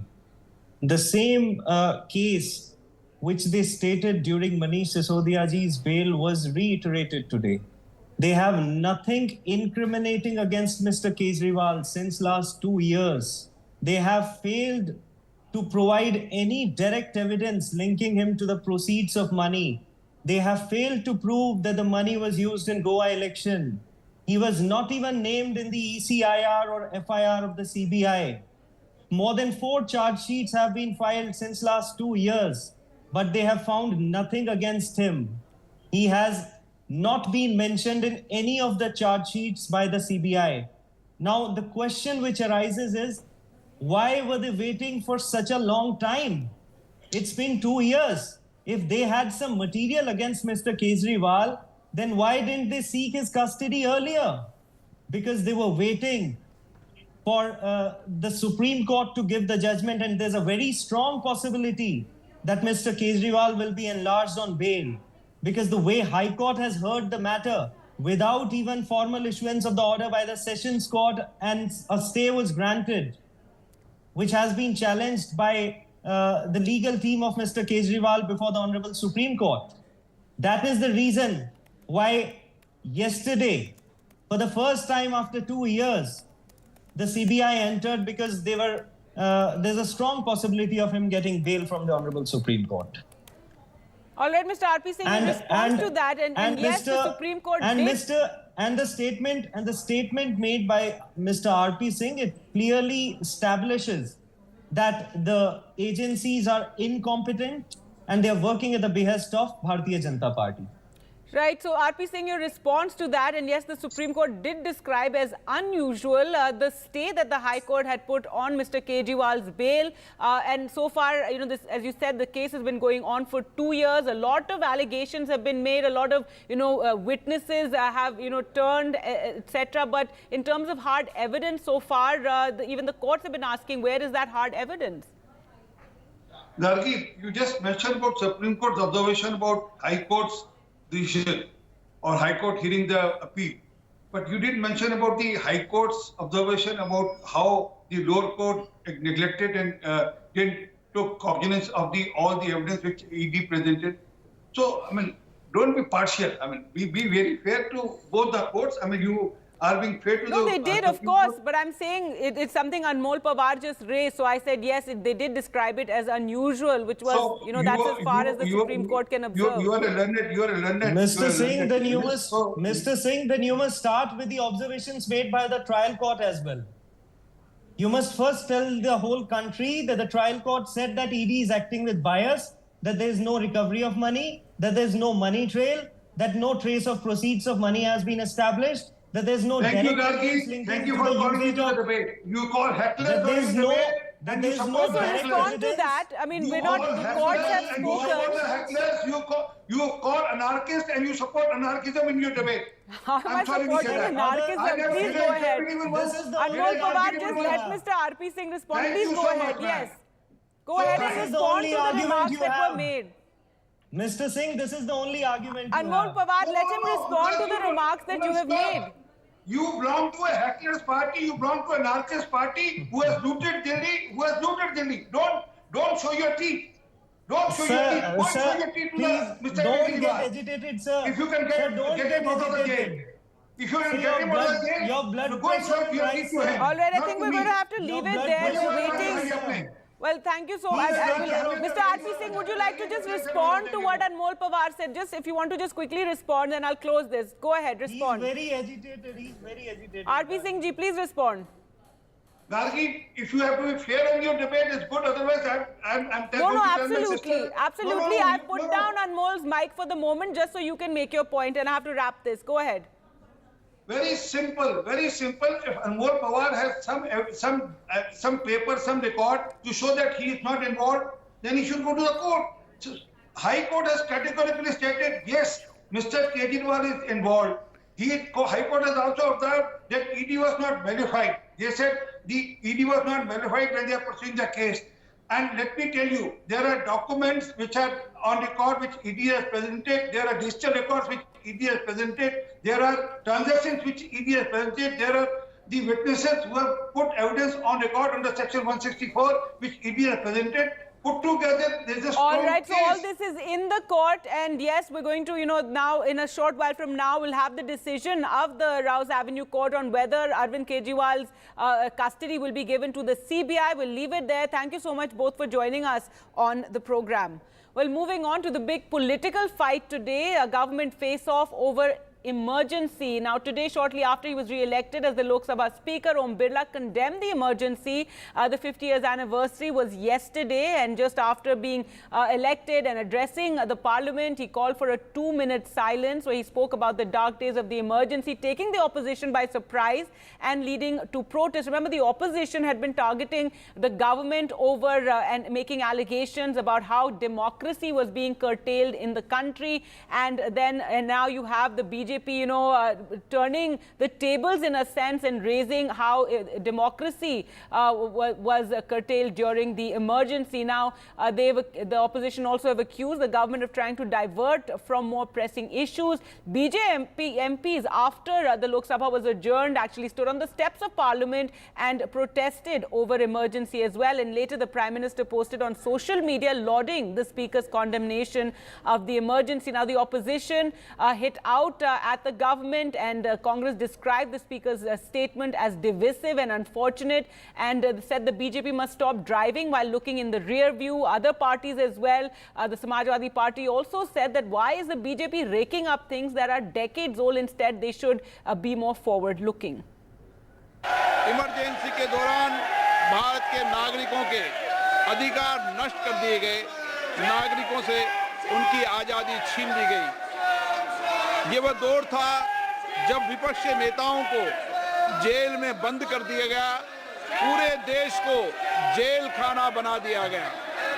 तब की तानाशाही सरकार ने media पर अनेक पाबंदियां लगा दी गई थी, न्यायपालिका की स्वतंत्रता पर अंकुश लगा दिया गया था। इमरजेंसी का वह समय हमारे देश के इतिहास में अन्याय काल का एक काला खंड था। Today is the 26th June. On this day, on 26 June 1975, early morning 6 a.m., then Prime Minister Srimati Indira Gandhi called emergency cabinet meeting and ratified post facto the single decision. Prime Minister took the decision alone. Cabinet rectified on the morning of 26 June 1975. That is why today we passed the resolution in the House that such tramplation of such demolition of the Constitution will not be allowed again. So we have taken a resolution. पूरे देश में हिंदुस्तान के नागरिक विरोध प्रदर्शन कर रहे हैं और हिंदुस्तान के नागरिक के मानस पटल में आज का दिन एक महत्वपूर्ण दिन है। आज 26 जून 2024 है। आज से 49 इयर्स पहले आज ही के दिन 26 जून 1975 को जब देश जगी थी सुबह, तब देश को मालूम पड़ा था कि देश के ऊपर आपातकाल लगा दिया गया है, इमरजेंसी थोप दिया है श्रीमती इंदिरा गांधी ने। लगभग 1.5 लाख लोगों को जेल में भर्ती किया गया था। आज जब संविधान हाथ में लेकर राहुल गांधी कहते हैं संविधान बचाना है, तो उनको आईने दिखाने की आवश्यकता है। Look, I think the Speaker's election went out fairly amicably, and as you saw, all the opposition leaders stood up and pledged cooperation with the Speaker and talked about the need for the House to function through consensus and through all voices being heard. It's rather unfortunate, it seems to me, that the Speaker himself has ended up undermining that spirit with a very divisive statement about the emergency, which frankly was not necessary. It was 49 years ago. It's not even a round number anniversary to even mention it. But if you have to mention it, to go on at such length on a day in which the message was supposed to be one of conciliation, cooperation and consensus was most unfortunate. देखिए, ये तमाम BJP के लोगों ने जो आज किया है वो दिखावा किया है। ऐसा नहीं कि केवल उस समय वही जेल गए हों। समाजवादी नेता और समाजवादी उस समय के जितने जनता पार्टी या तमाम नेताओं ने भी उस समय को देखा, लेकिन हम पीछे मुड़ के कितना देखें, हम पास्ट को कितना देखें। बिरला जी तो विरोध क्यों है? यही लोकसभा अध्यक्ष है जो एक झटके में 100 से ज़्यादा सांसदों को निलंबित कर रहा था। आपातकाल में ऐसा नहीं हुआ। And the Trinamool also complained and raised the issue over the Speaker's election and how the division of votes did not take place. Trinamool Congress claiming that though the opposition demanded a division of votes, the pro-tem Speaker flouted rules and went ahead with a voice vote election, though the Congress has said that they didn't want to press the issue. Let's listen in. See, the rule says if any member of the House asks for division, the pro-tem Speaker in this case has to allow for a division. You can clearly see and hear from the footages of Lok Sabha that several members of the opposition camp has sought a division and asked for a division to put the motion to vote. And the motion was adopted without putting the motion to vote. This is a clear testament to the fact that the ruling dispensation here in the case is the BJP doesn't have the numbers. This government is running without the numbers. It's illegal, immoral, unethical and unconstitutional. Well, with that, time for us to slip into a short break. More news coming up on the other side. Stay with us.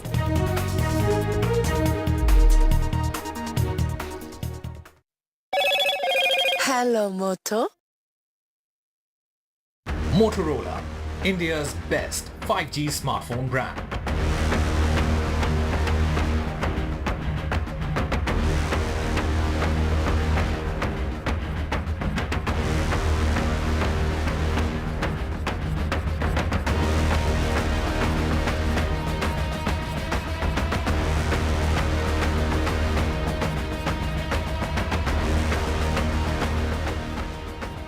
Brought to you by Get the magic of the best working for you now. Link your payment cards once, collect rewards forever.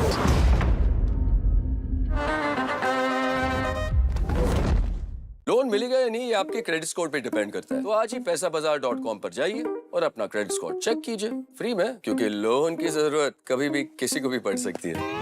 बस acting करा लो इनसे। पैसाबाजार.com, credit score check, आदत अच्छी है। Some people say the metaverse will only be virtual. One day this lecture hall will be made of code, and driverless cars would be trapped in intersections. But even in this maze of the future, you can't wish away health. It's time to become more resilient.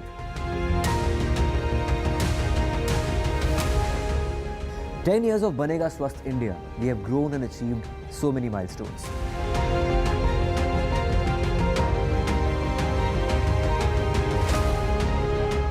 And now I have a plan to beat the urgency, to stop breathing with difficulty, to relieve getting choked with inactivity.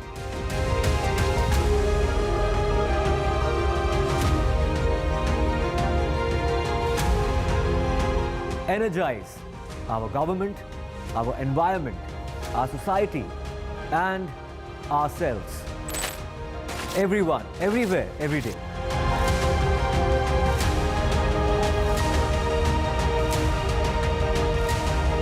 Banega Swasth India. One world hygiene. Stay informed and entertained with the new and updated NDTV News app. You can watch all our channels live, listen to podcasts, read breaking and exclusive news from around the world and more. Download the NDTV app today and get access to the best journalism and storytelling on your smartphone or tablet. The NDTV app. News that matters to you. NDTV proudly upholds its legacy of trust and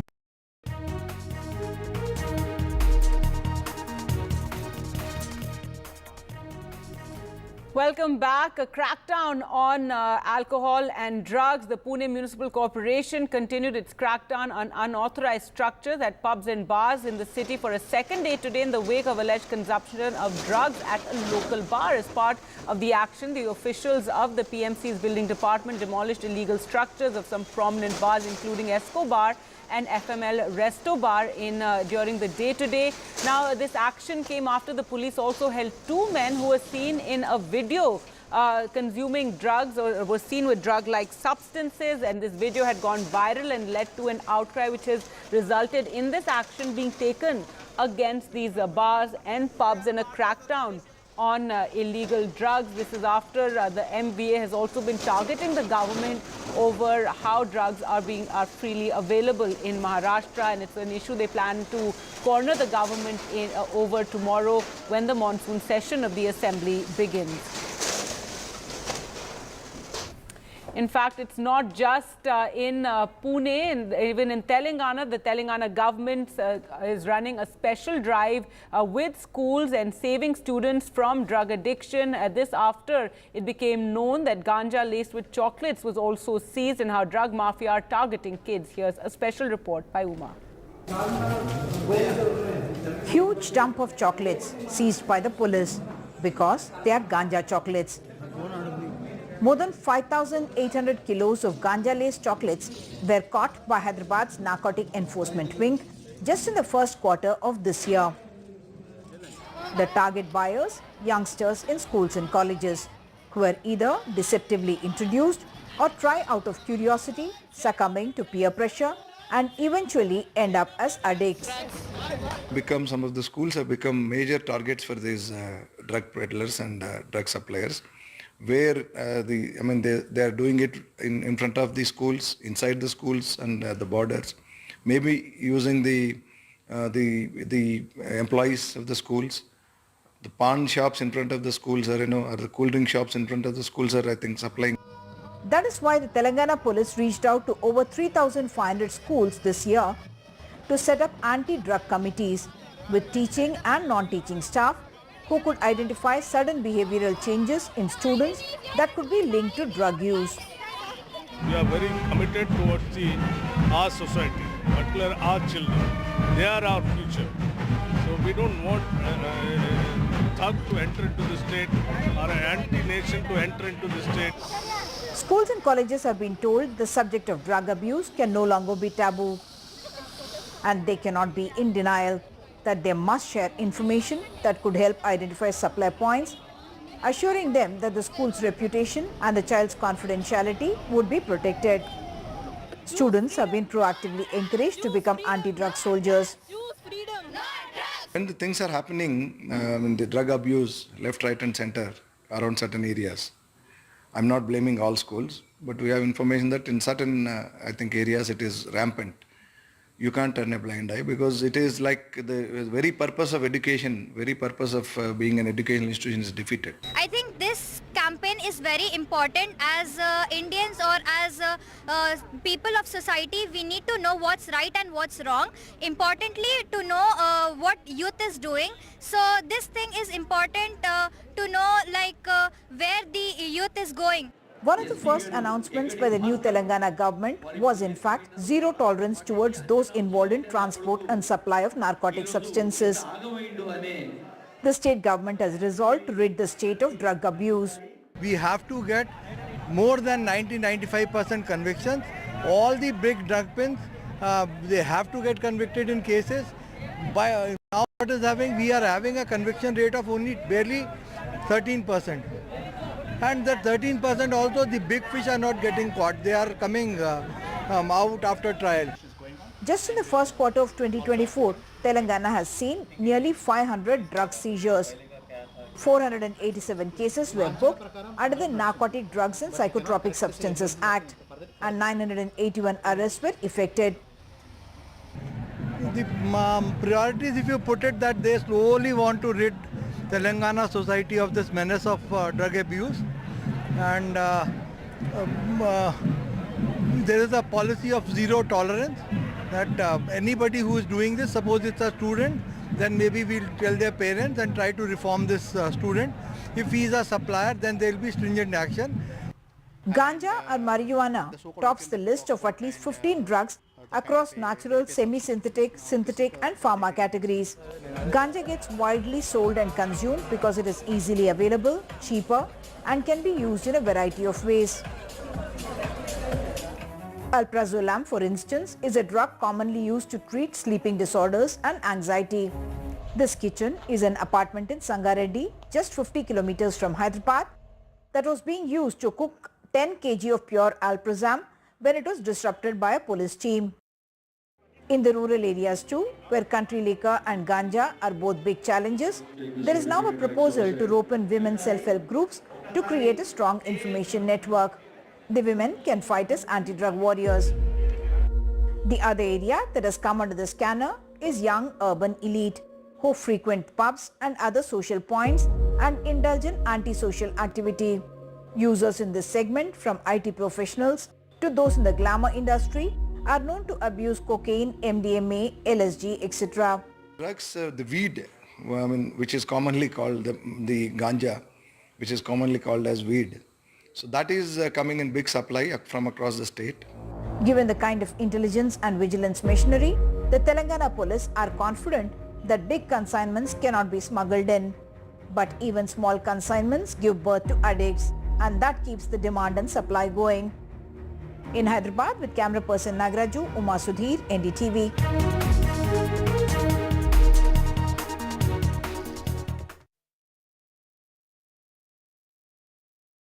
loan मिलेगा या नहीं ये आपके credit score पर depend करता है। आज ही जाइए पैसाबाजार.com पर और अपना क्रेडिट स्कोर चेक कीजिए फ्री में, क्योंकि लोन की जरूरत किसी को भी कभी भी पड़ सकती है। चल एक्टिंग थोड़ा भेल बनो। पैसाबाजार.com। Stay informed and entertained with the new and updated NDTV News app. You can watch all our channels live, listen to podcasts, read breaking and exclusive news from around the world and more. Download the NDTV app today and get access to the best journalism and storytelling on your smartphone or tablet. The NDTV app. News that matters to you. The biggest democratic exercise in the world. Team NDTV covers it from ground zero. BJP really had to fight a tough election this time. Unprecedented exercise. Unmatched coverage. There is no dispute. जनता को decide करना है. From polling to counting, NDTV brought you the most trustworthy news and updates.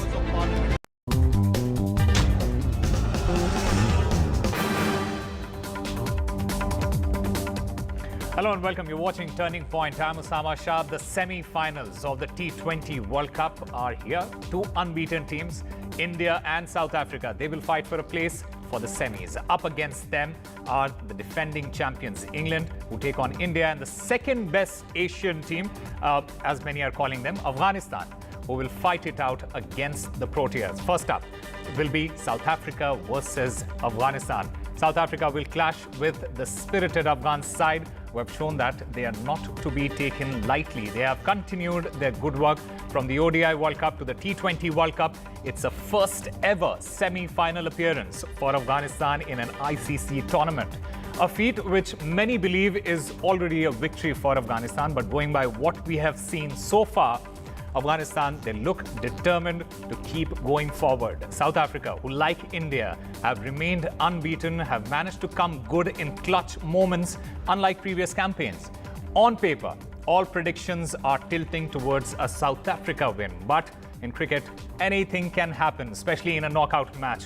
That match starts on Thursday at 6 a.m. Indian Standard Time. And let's first talk about the first semi-final before we come to India versus England. And joining us at this point, three senior sports journalists, Gautam Bhattacharya, Rakesh Rao and Seth Bennett. Rakesh Rao, let me start by asking you, what is that voice telling you? Is Afghanistan beating South Africa? Yeah, Osama, you never know. But going entirely by form, of course, Afghanistan has a chance. They have a fair shot. But if you want me to pick my favorite, I'll go with South Africa. Okay. Gautam Bhattacharya, what about you? Yes, I mean, the format certainly makes it, it's a bit of, if anything, I would say that 60-40 in favor of South Africa. But the way Afghanistan have grown during this tournament, along with some chances of another again 35-40% chances of rain there as well, I would say 60-40 in favor of South Africa. All right, and Seth Bennett, you should be giving a higher percentage to Afghanistan, considering what they did with Australia, though. Yeah, no, I mean, they've done really well, haven't they, Afghanistan, throughout the whole of this tournament. And you've got to be impressed with their level of performance and the different ways in which they've managed to win games. You know, from the really, really tight game of their semi-final, which was a low-scoring affair with rain impacting on it, to what else they've done elsewhere in the tournament. I've got to say, though, South Africa have looked very, very strong so far. I think if you're in the second semi-final, you'll be hoping, you'll have your fingers crossed that Afghanistan can do away with South Africa and maybe, just maybe, make that route to the trophy a little bit easier. Seth, what is it about Afghanistan that makes it so different from, say, when you compare it with Bangladesh? What is so different about Afghanistan's growth in terms of cricket? Well, I think they've done incredibly well. They've got so many players now that are starting to have an impact within the franchise version of the game. And it just shows that actually with franchise cricket and now the shorter and the shortest forms of the game, you can find different spaces in the world where these players can make very, very good money, and you don't have to be from one of the major test playing nations to be able to have a successful career. And I think that's what Afghanistan has done really, really well, not just in Afghanistan, but a few years ago I was in Germany shooting a big program all about Afghanistan cricket because of the number of Afghan refugees that were actually in Germany, and cricket was their number one game, and cricket is growing massively in Germany on the back of that, and this success for Afghanistan at the World T20 is going to no doubt have an impact on that as well. Rakesh Rao, can we say that Afghanistan is the second best team in Asia? Because a lot of people on the internet have been saying that. White ball cricket? Yes, of course they are. No question the shorter about format, T20. Yeah, exactly. So, yes, indeed, because if you just look at what they have been able to achieve consistently, they have beaten some of the big teams, and the way they routed, like New Zealand was something. Yeah. And again, now more and more people are saying it's no longer an upset or a kind of an eyebrow-raising wins when Afghanistan beats any of these big boys, because they've been there, they've been at it. They have a good attack, which we all were aware of, but now their top order is coming consistently good. So that is what exactly you need. But I think for me, the biggest revelation has been their fielding. Yeah. Their catching has been awesome, and I think that has actually made them look even better. So Afghanistan, for me, yes, they have it in them to beat South Africa. Because South Africa has had some close shaves against, say, teams like Nepal and Bangladesh. And of course, those last two hits against, like West Indies, 4 by Rabada, 6 by Jensen, that was also close.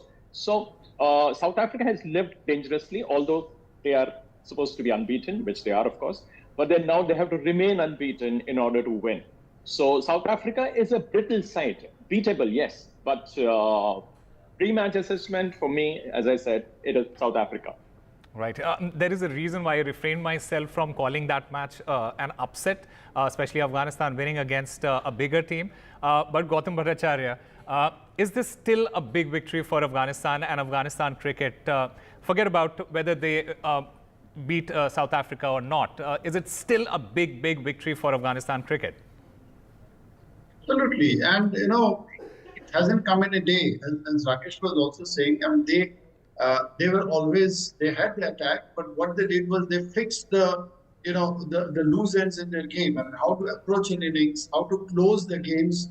Their batting had been implored a number of times, and also the pace attack.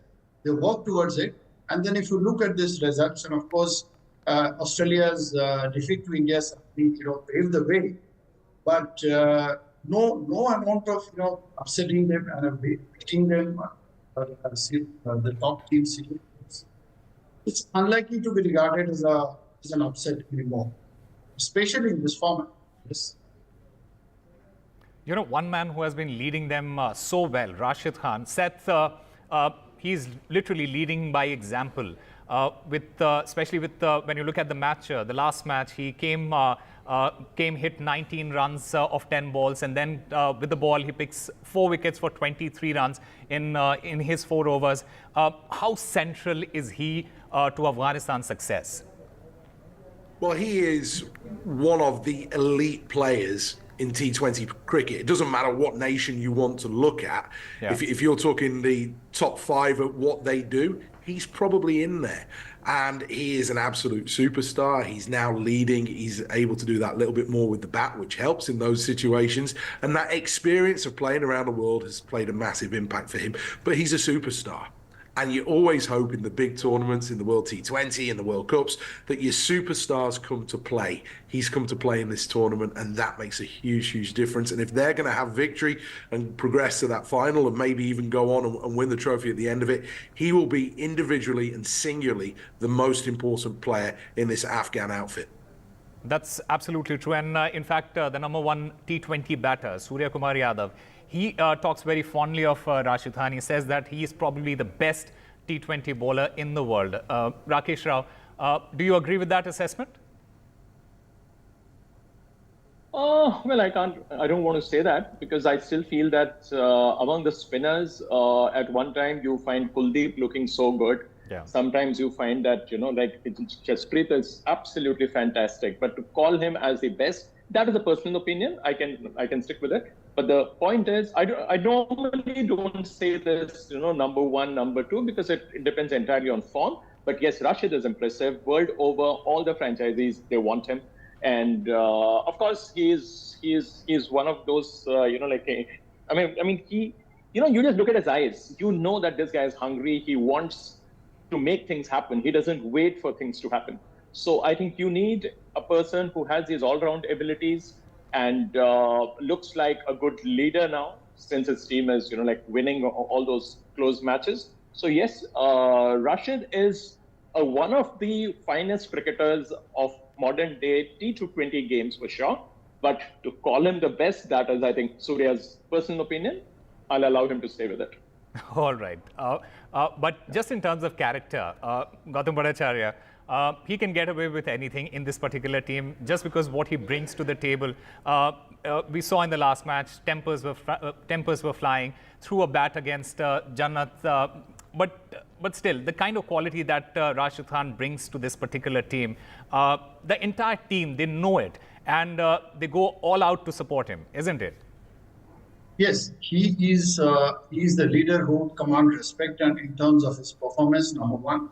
Number two, if you have been playing international cricket for a number of years now, franchisee had been a journeyman playing all over.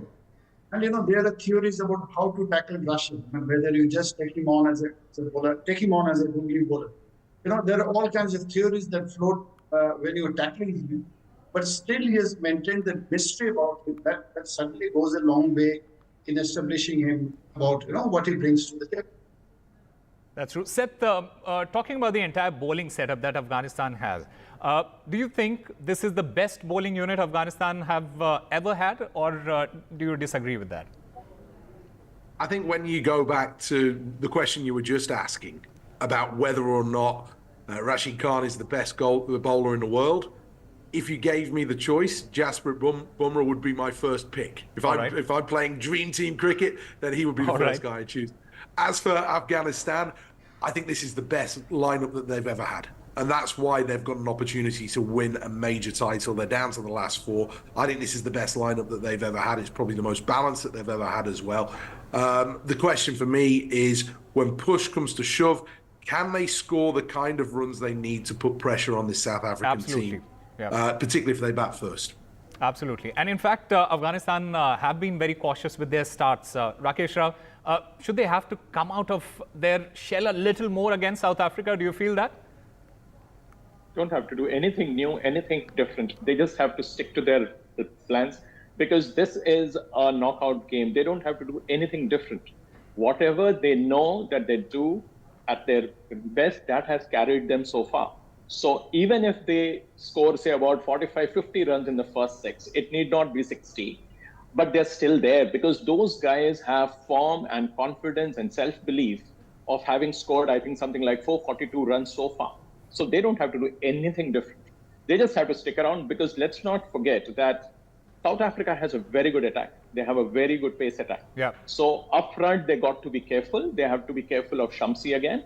But the point is that these guys, they've started believing that, yes, up front, we can score runs, we can score 50 plus for sure.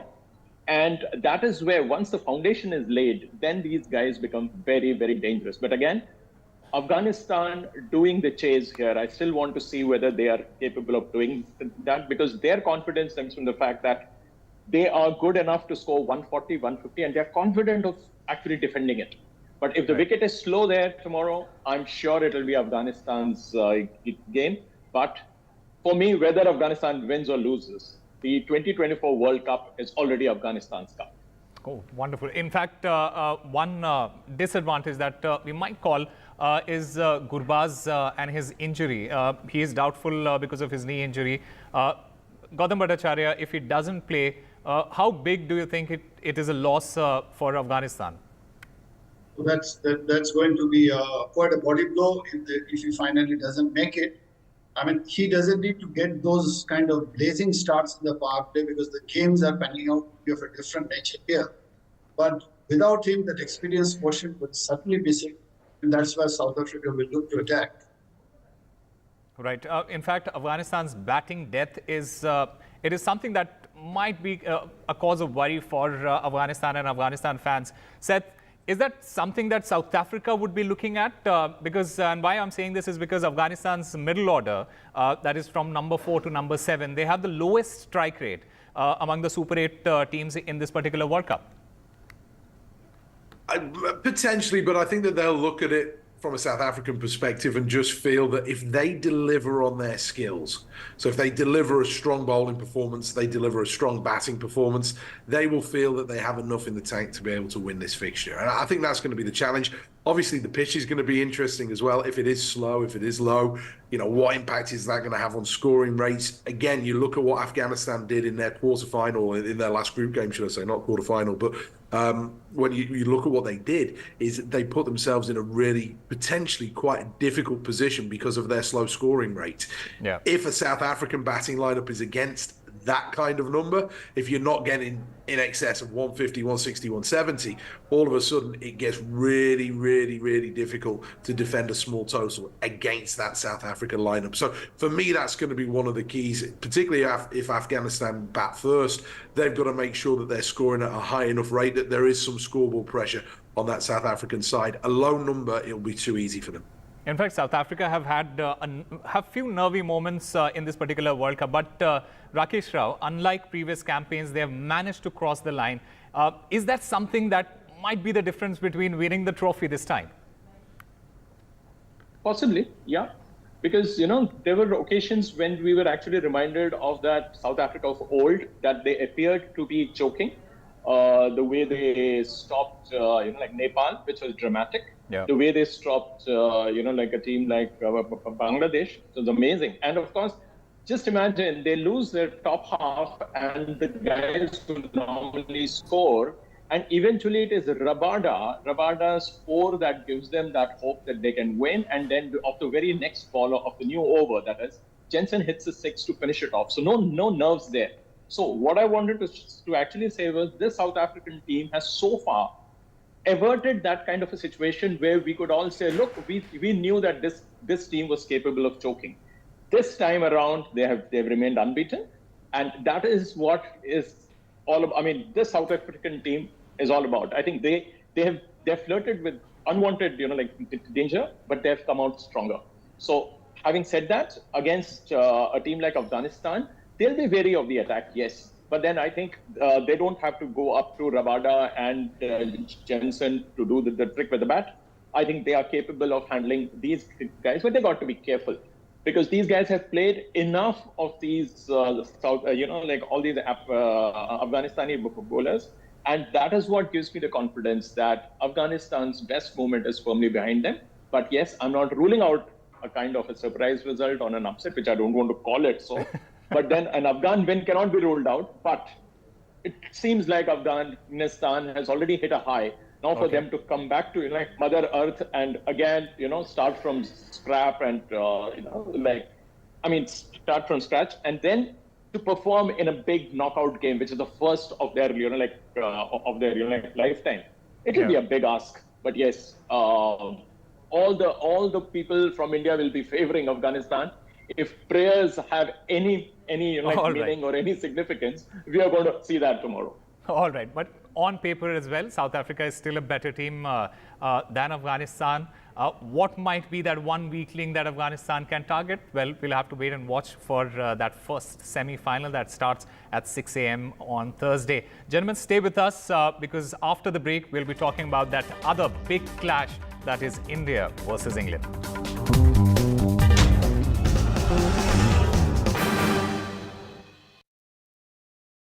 Loan मिलेगा या नहीं ये आपके credit score पे depend करता है। तो आज ही अपना क्रेडिट स्कोर चेक करें फ्री में पैसाबाजार.com पर।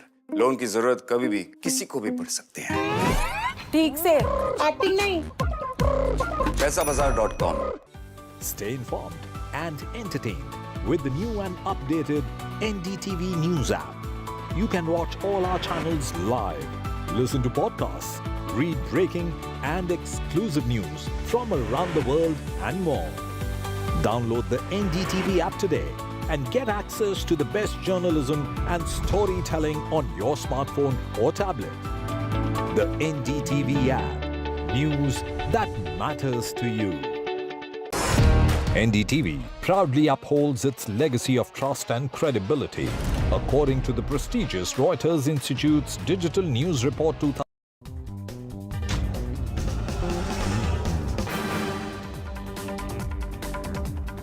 Welcome back. It is the repeat of the 2022 World Cup semi-final. It is India versus England in the second semi-final of the T20 World Cup 2024. While it didn't really pan out well for the Men in Blue last time around, where they exited the tournament after England convincingly and comprehensively beat them and ultimately went on to win that World Cup. Now, having come so close to lifting the ODI World Cup, Rohit's men, they will be pushing to go the distance this time around. What happens there? Well, only time will tell. We're talking about that particular match. That match will happen at the Providence Stadium in Guyana on Thursday, and it starts at 8 p.m. Indian Standard Time. Now, this ground is known to assist spinners, so do expect both the teams going in with an extra spinner there. We're still joined by Gautam Bhattacharya, Rakesh Rao and Seth Bennett. Seth, first to you. Who are you giving the edge there? India beating England comprehensively? Well, you would say that, of course.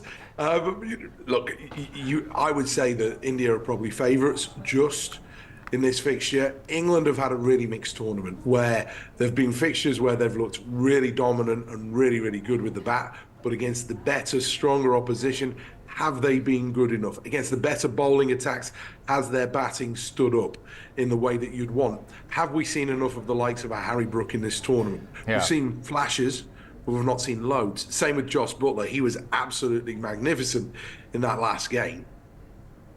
That's true. Rakesh Rao, Seth Bennett, last time around when we were talking about the 2022 World Cup, Seth Bennett said that India were strong, they were going to win. India has the edge, they are a better team, and look what happened there. What happens now, it is a repeat of the 2022 semi-final. Do you think that would be playing on either team's mind there? Just as a thought, yes, because of the fact that, you always remember your defeats more. And if you are looking to avenge that loss, yes. But the point is, what are you going to do with that? You are only going to stay focused on the job ahead. And of course, all this talk about revenge and, settling scores, all this happens after the game is over. Because till then, you are only focused on the next ball and you want to actually do this. Because these guys are all hardcore pros. So don't expect them to get swayed by, background and kind of, revenge stories and stuff like that. But yes, Indians have a score to settle, yes. But then I don't think that's going to be playing on their minds when they step out tomorrow. But yes, England is one team. If you see their journeys so far, except West Indies, they haven't beaten a full member side in this entire journey, and they find themselves in the semi-finals. They got these weak teams, they hammered them completely, and they needed to do exactly that. But the point is that team good enough to beat India? Yes. They are, because they are a champion side. They know what to do with the Indians. But if it's a slow wicket, and if India wins the toss first, then I'll be favoring India outright. No question about it. But then if they put the runs on the board, then it'll be difficult for us because they have the attack. They have a Adil Rashid there. If the ball is, if the surface is assisting turn, then Indians will have their task cut out. All right, Gautam Bhattacharya, one final comment from you before we wrap the show. Who do you think has the edge, and will India get one over against England? Well, Osama, I've been hearing little disquieting reports about the weather there. Should the match take place, Guyana has a reputation of slow wicket. I would give the edge to India, provided they can exercise their demons, as we call it. All right, Gautam Bhattacharya, thank you very much for getting for your thoughts and views. Gentlemen, we'll have to leave it at this. There is some breaking news coming in at this point. In fact, Delhi Chief Minister Arvind Kejriwal, CBI has got a 3-day custody of Delhi Chief Minister Arvind Kejriwal in the Delhi liquor policy case.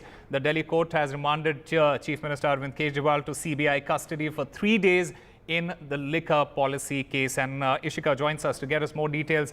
Ishika, so the Delhi Chief Minister will remain in jail for the next 3 days. What happens? Well, as you, in fact, rightly mentioned, Osama, that today CBI had, in fact, formally arrested Arvind Kejriwal in the Rouse Avenue Court. And after that, they were seeking a 5-day remand of Arvind Kejriwal. And now, in fact, the court has granted a 3 days custody of Arvind Kejriwal to the CBI. So certainly this is the big breaking that we are getting at the moment. Remember that, the CBI, what today they had said in the court was that, if you look at all the meetings that had happened during the lockdown and how, in fact, the South lobby, it was on the saying of the South lobby that the entire liquor policy, was modified, and all of this was being done on the behest of Arvind Kejriwal. So all of these, points were put forth by the CBI in the court. In fact, CBI also went on to say that it was Vijay Nair, who was the communication in charge of the Aam Aadmi Party, who was coordinating most of these meetings. And they said, the CBI today claimed in the court that Arvind Kejriwal is in fact not accepting that Vijay Nair was working under him. Rather, Arvind Kejriwal says that they were reporting to Saurabh Bhardwaj and, in fact, Atashi. CBI also went on to claim that Arvind Kejriwal is putting the onus on Manish Sisodia, to which Arvind Kejriwal had himself responded in the court, saying that this is a wrong statement. He never said this, and he says that, what he says here is that both him and Manish Sisodia are innocent. But even after that, we are seeing it that now the court has given a 3 days custody to the CBI. CBI has said that they have documents and more evidence that they need to confront Arvind Kejriwal with. So certainly that is now going to happen. All right, Ishika Verma, thank you very much for getting us all the latest. So the latest is that Delhi Chief Minister Arvind Kejriwal will remain in jail for the next 3 days. The court has said that the CBI must present Arvind Kejriwal on June 29th.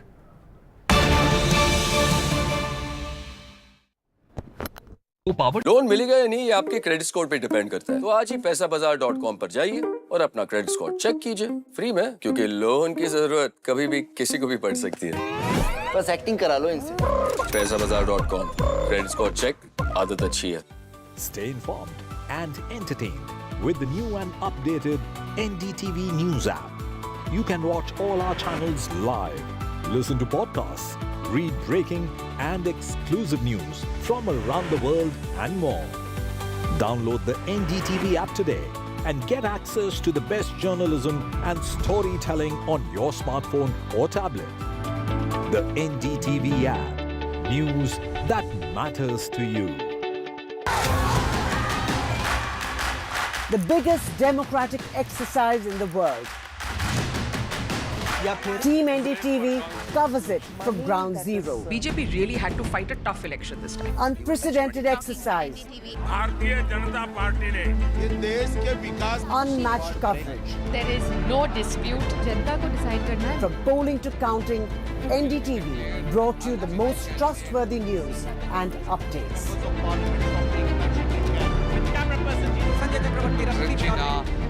Elections mean NDTV.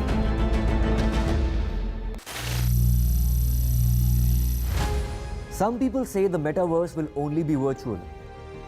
One day this lecture hall will be made of code, and driverless cars would be trapped in intersections. But even in this maze of the future, you can't wish away health. It's time to become more resilient.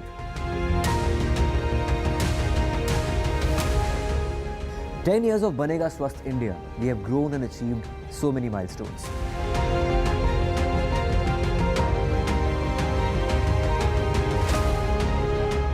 And now I have a plan to beat the urgency, to stop breathing with difficulty, to relieve getting choked with inactivity.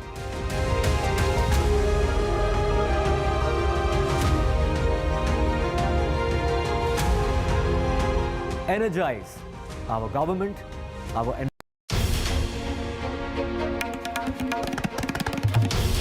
This is NDTV, and you're watching NDTV 24/7. Hello, Moto.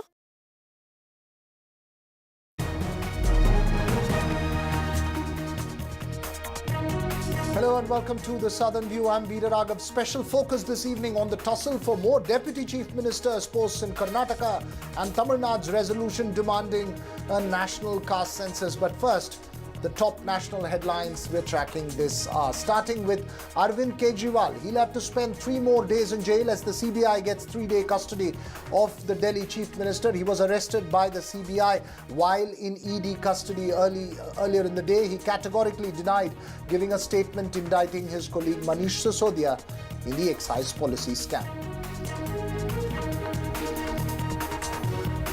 The big showdown in Parliament is over emergency after the Speaker Om Birla is elected. Opposition protests and says the Speaker condemning the emergency is unfortunate and divisive, even as the BJP, led by the Prime Minister, lauded the Speaker for highlighting excesses.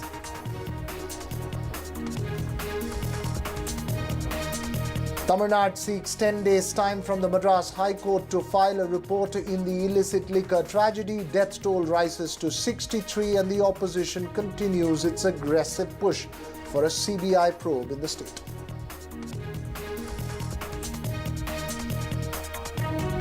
Prajwal Revanna's troubles continue as he remains in CID custody. His bail plea is rejected by a special court in Bengaluru.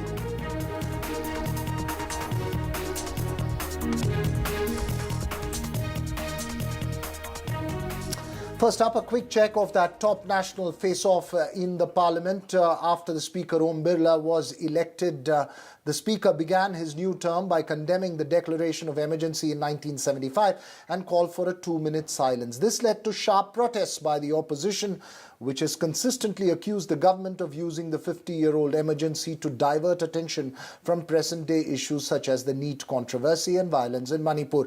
BJP MPs later protested on the steps of the Parliament, and the Prime Minister posted a message lauding the Speaker for condemning the emergency and highlighting the excesses during that time.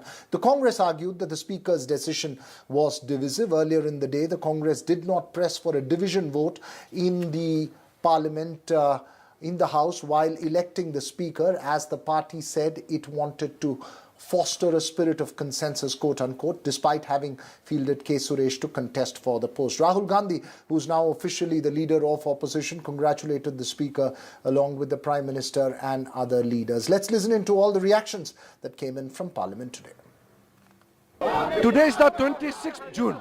On this day, on 26 June 1975, early morning 6 a.m., then Prime Minister Srimati Indira Gandhi called emergency cabinet meeting and ratified post facto the single decision. Prime Minister took the decision alone. Cabinet rectified on the morning of 26 June 1975. That is why today we passed the resolution in the House that such trumpulation of such a demolition of the Constitution will not be allowed again. So we have taken a resolution. Look, I think the Speaker's election went out fairly amicably, and as you saw, all the opposition leaders stood up and pledged cooperation with the Speaker and talked about the need for the House to function through consensus and through all voices being heard. It's rather unfortunate, it seems to me, that the Speaker himself has ended up undermining that spirit with a very divisive statement about the emergency, which frankly was not necessary. It was 49 years ago. It's not even a round number anniversary to even mention it. But if you have to mention it, to go on at such length on a day in which the message was supposed to be one of conciliation, cooperation and consensus, was most unfortunate. NDTV's Sunil Prabhu now joins me live. Sunil, the tone is set for one of confrontation, the aggression from both sides clear, but is there any clarity on any forward movement on the Deputy Speaker's post? Well, no clarity as of now. It's definitely, as you rightly pointed out, aggression on both sides. I think both sides have their candidates. One would, the TDP has been promised the deputy speaker's post, and they would like the junior Balya Yogi to be given and nominated for that. And that's, I think, a commitment that has been made. And that's the reason for why the government was not ready to give the opposition the deputy speaker's post. And Mr. K. Suresh, who contested for the speaker's post, is expected to be once again the nominee for the India bloc at this time in terms of being candidate as a deputy speaker. But definitely things not looking good in terms of parliamentary democracy, both sides. One talking about saving the constitution, the other talking about emergency and raising up issues. Tomorrow the president will address. Clearly, I think back channel discussion will definitely need to be done if they want parliament to run and function, and if they want to get down with legislative business. That's right, Sunil. You're making an important point in terms of back-channel negotiations between the two sides. Thanks very much for that update. Of course, Sunil will be keeping a close watch of all that's happening there. Meanwhile, a quick update on that enormous illicit liquor tragedy in Tamil Nadu. 63 people in all have lost their lives and 76 are still in hospital. Meanwhile, the AIDMK and the BJP have been on an offensive in the State Assembly and are demanding a CBI probe. The Madras High Court, which is hearing a petition by an AIDMK functionary asking for the case to be transferred to the CBI, and in the court, the Tamil Nadu government has sought 10 days' time to file a report. NDTV Sam Daniel now joins us live. Sam, clearly the opposition parties, which include the AIDMK, the principal opposition party, and the BJP on an offensive in the state, but the bigger question will be about how things play out at the Madras High Court.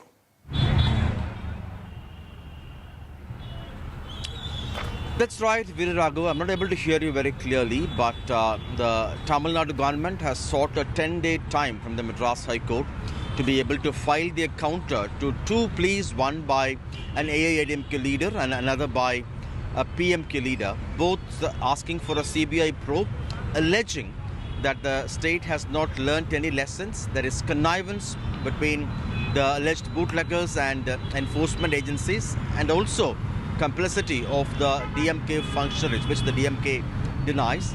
And last week, the Madras High Court had made some sharp observations asking the state government whether any lessons were learned and what kind of measures were put in place to stop the movement of illegal methanol, which has turned killer this time. And last time, 22 people had died. And state government sources say since the petition by the PMK has raised several other points, they need time to file their counter.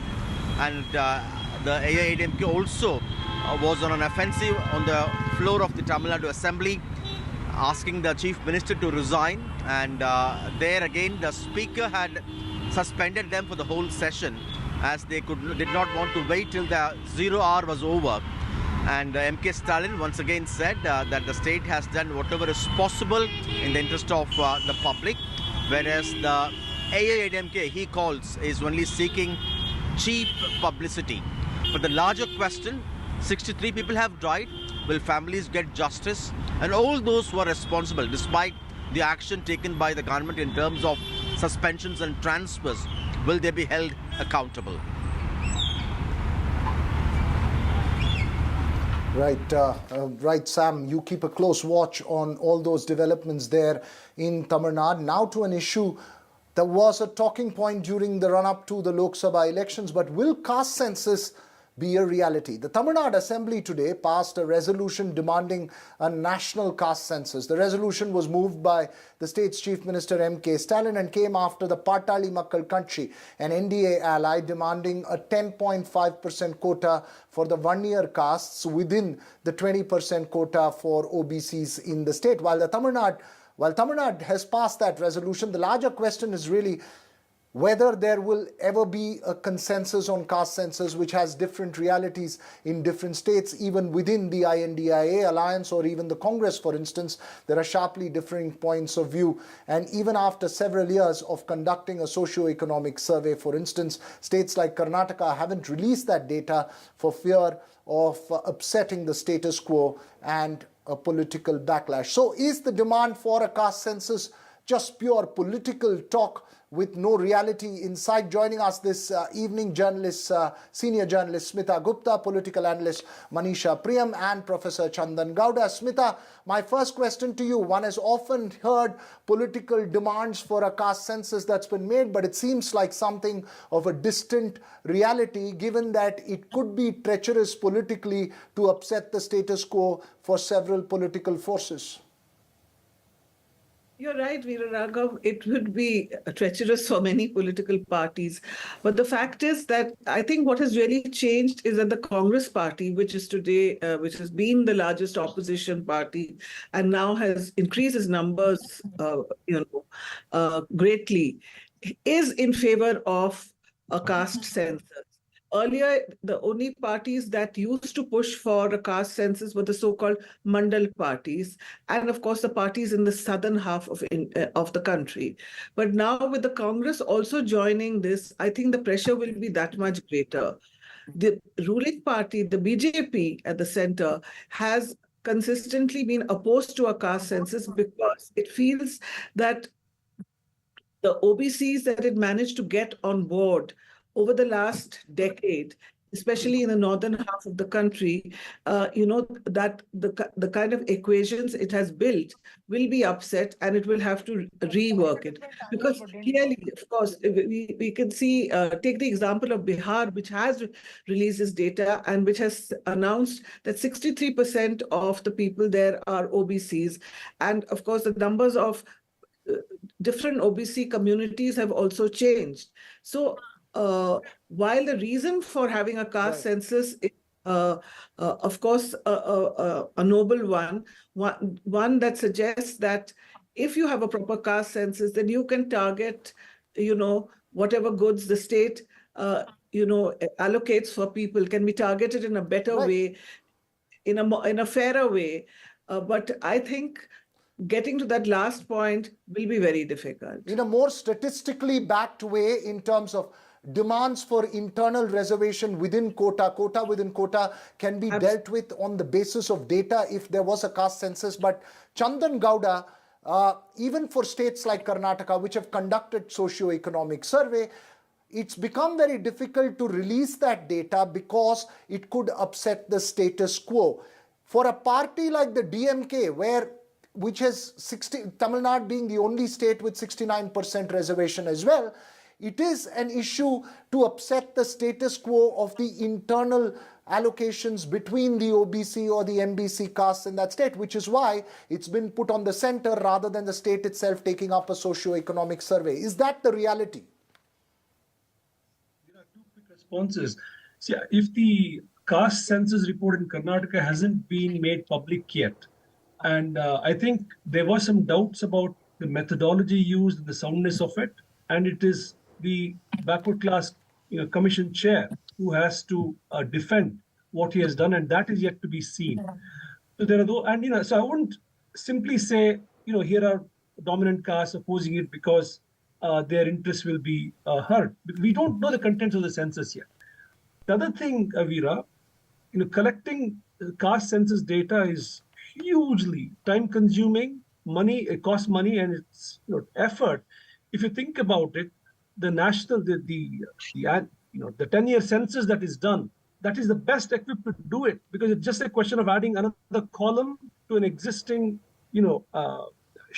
information sheet, and you gather the data you need, and you can correlate that with all the other essential data points: education, class, gender, region, all these indices by which you judge whether a community is advanced or backward, quote unquote.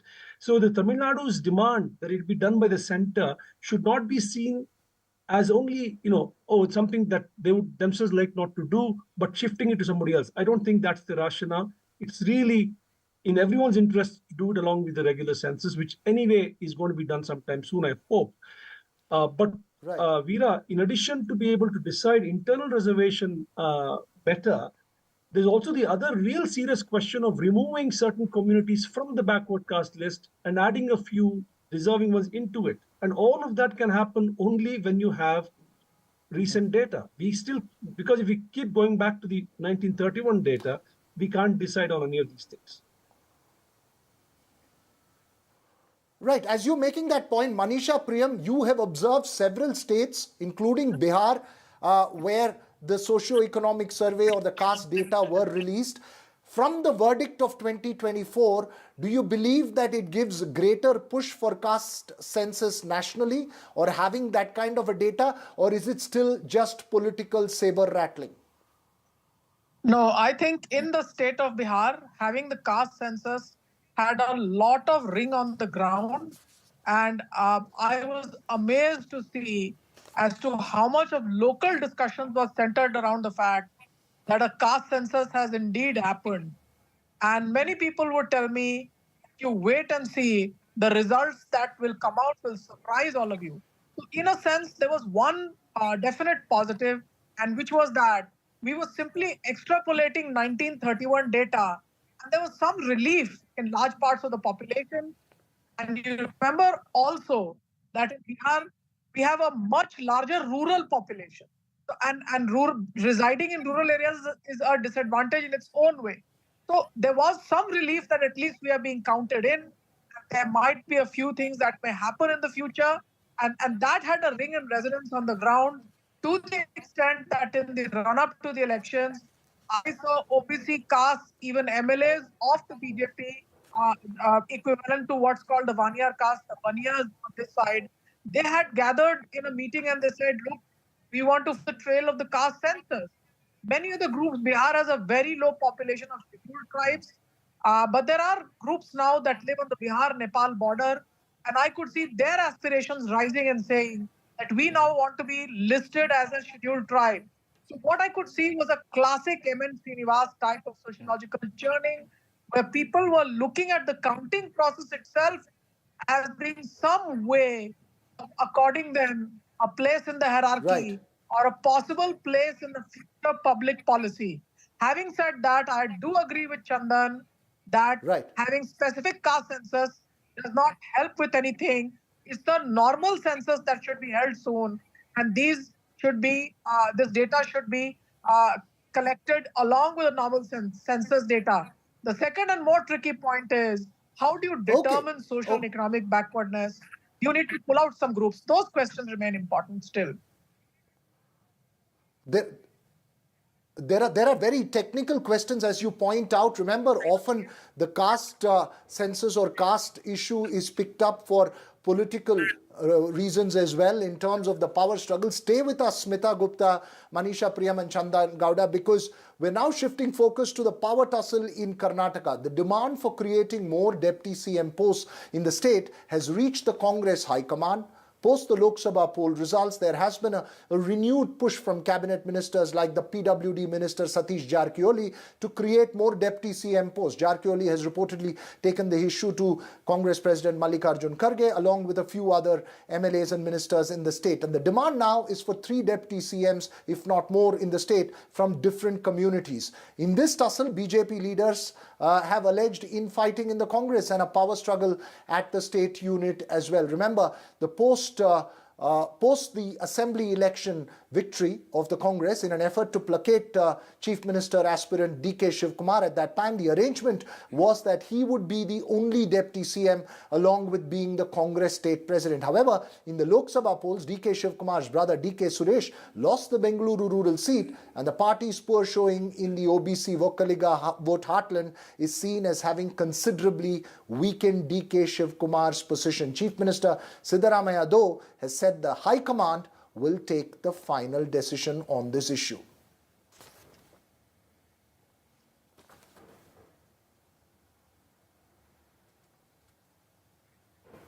So has the Lok Sabha poll results changed power equations in Karnataka, and what does more deputy CMs mean for the old power equation between DK Shivkumar and Siddaramaiah in the state? Smita Gupta, Chandan Gowda and Manisha Priyam with us.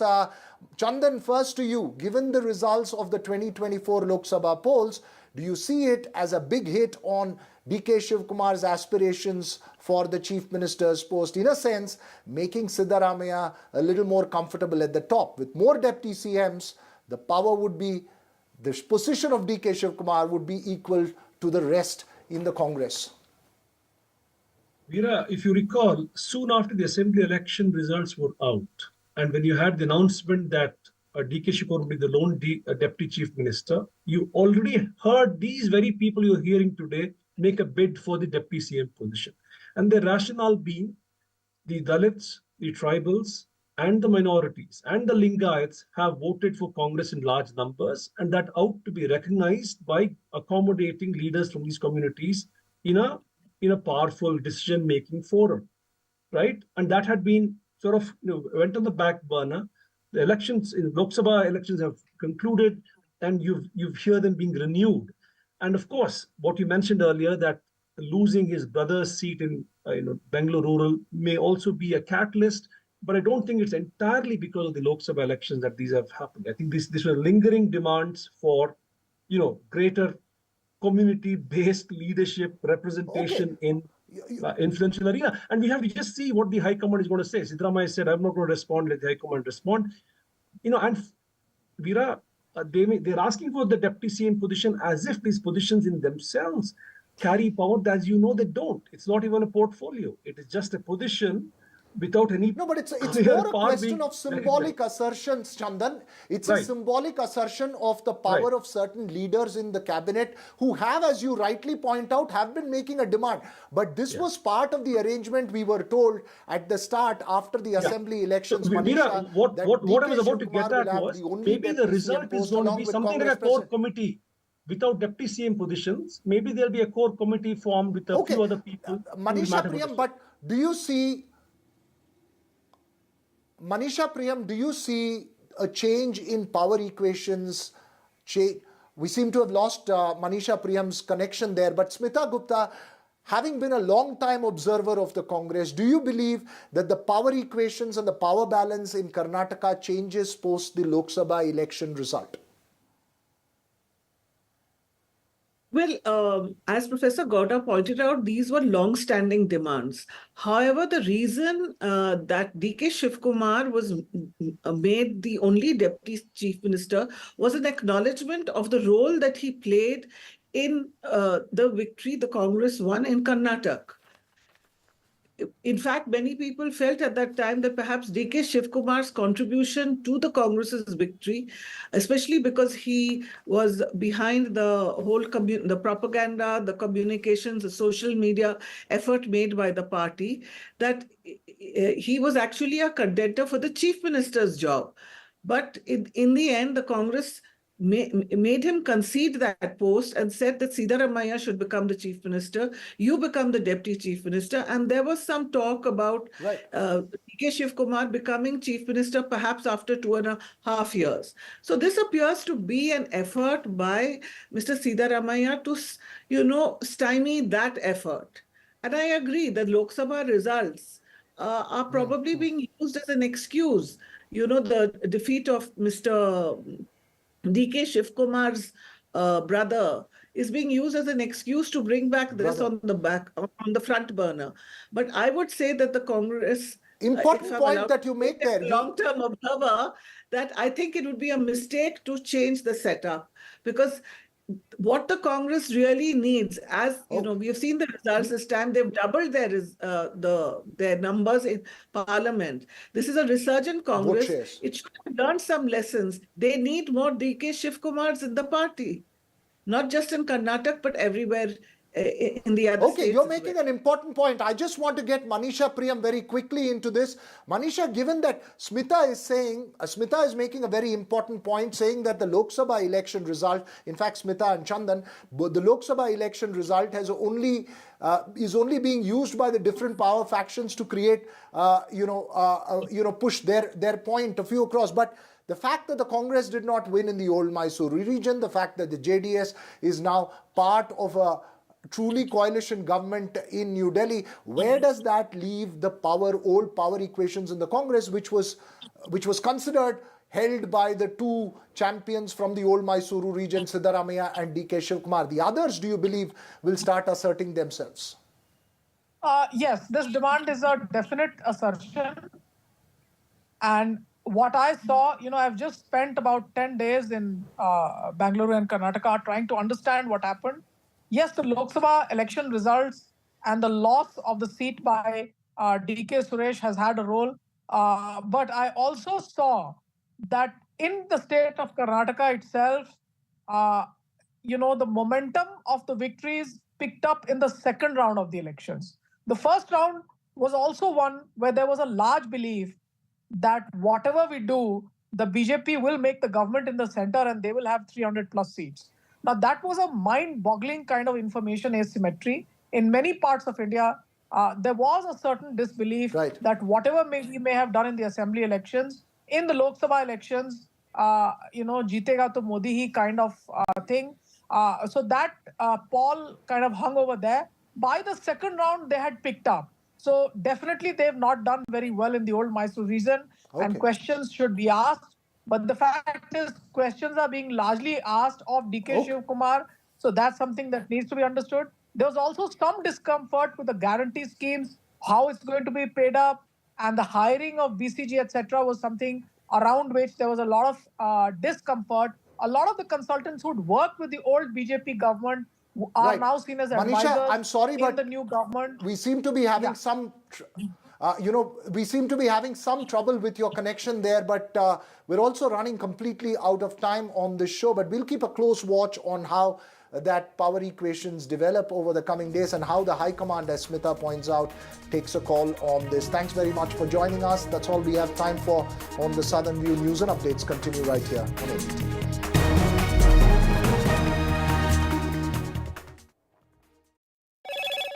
Hello, Moto.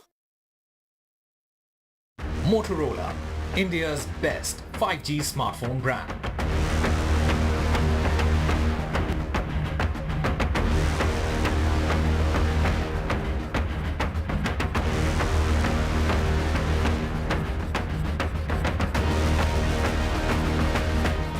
Loan मिलेगा या नहीं, ये आपके credit score पे depend करता है। आज ही जाइए पैसाबाजार.com पर और अपना क्रेडिट स्कोर चेक कीजिए फ्री में, क्योंकि लोन की जरूरत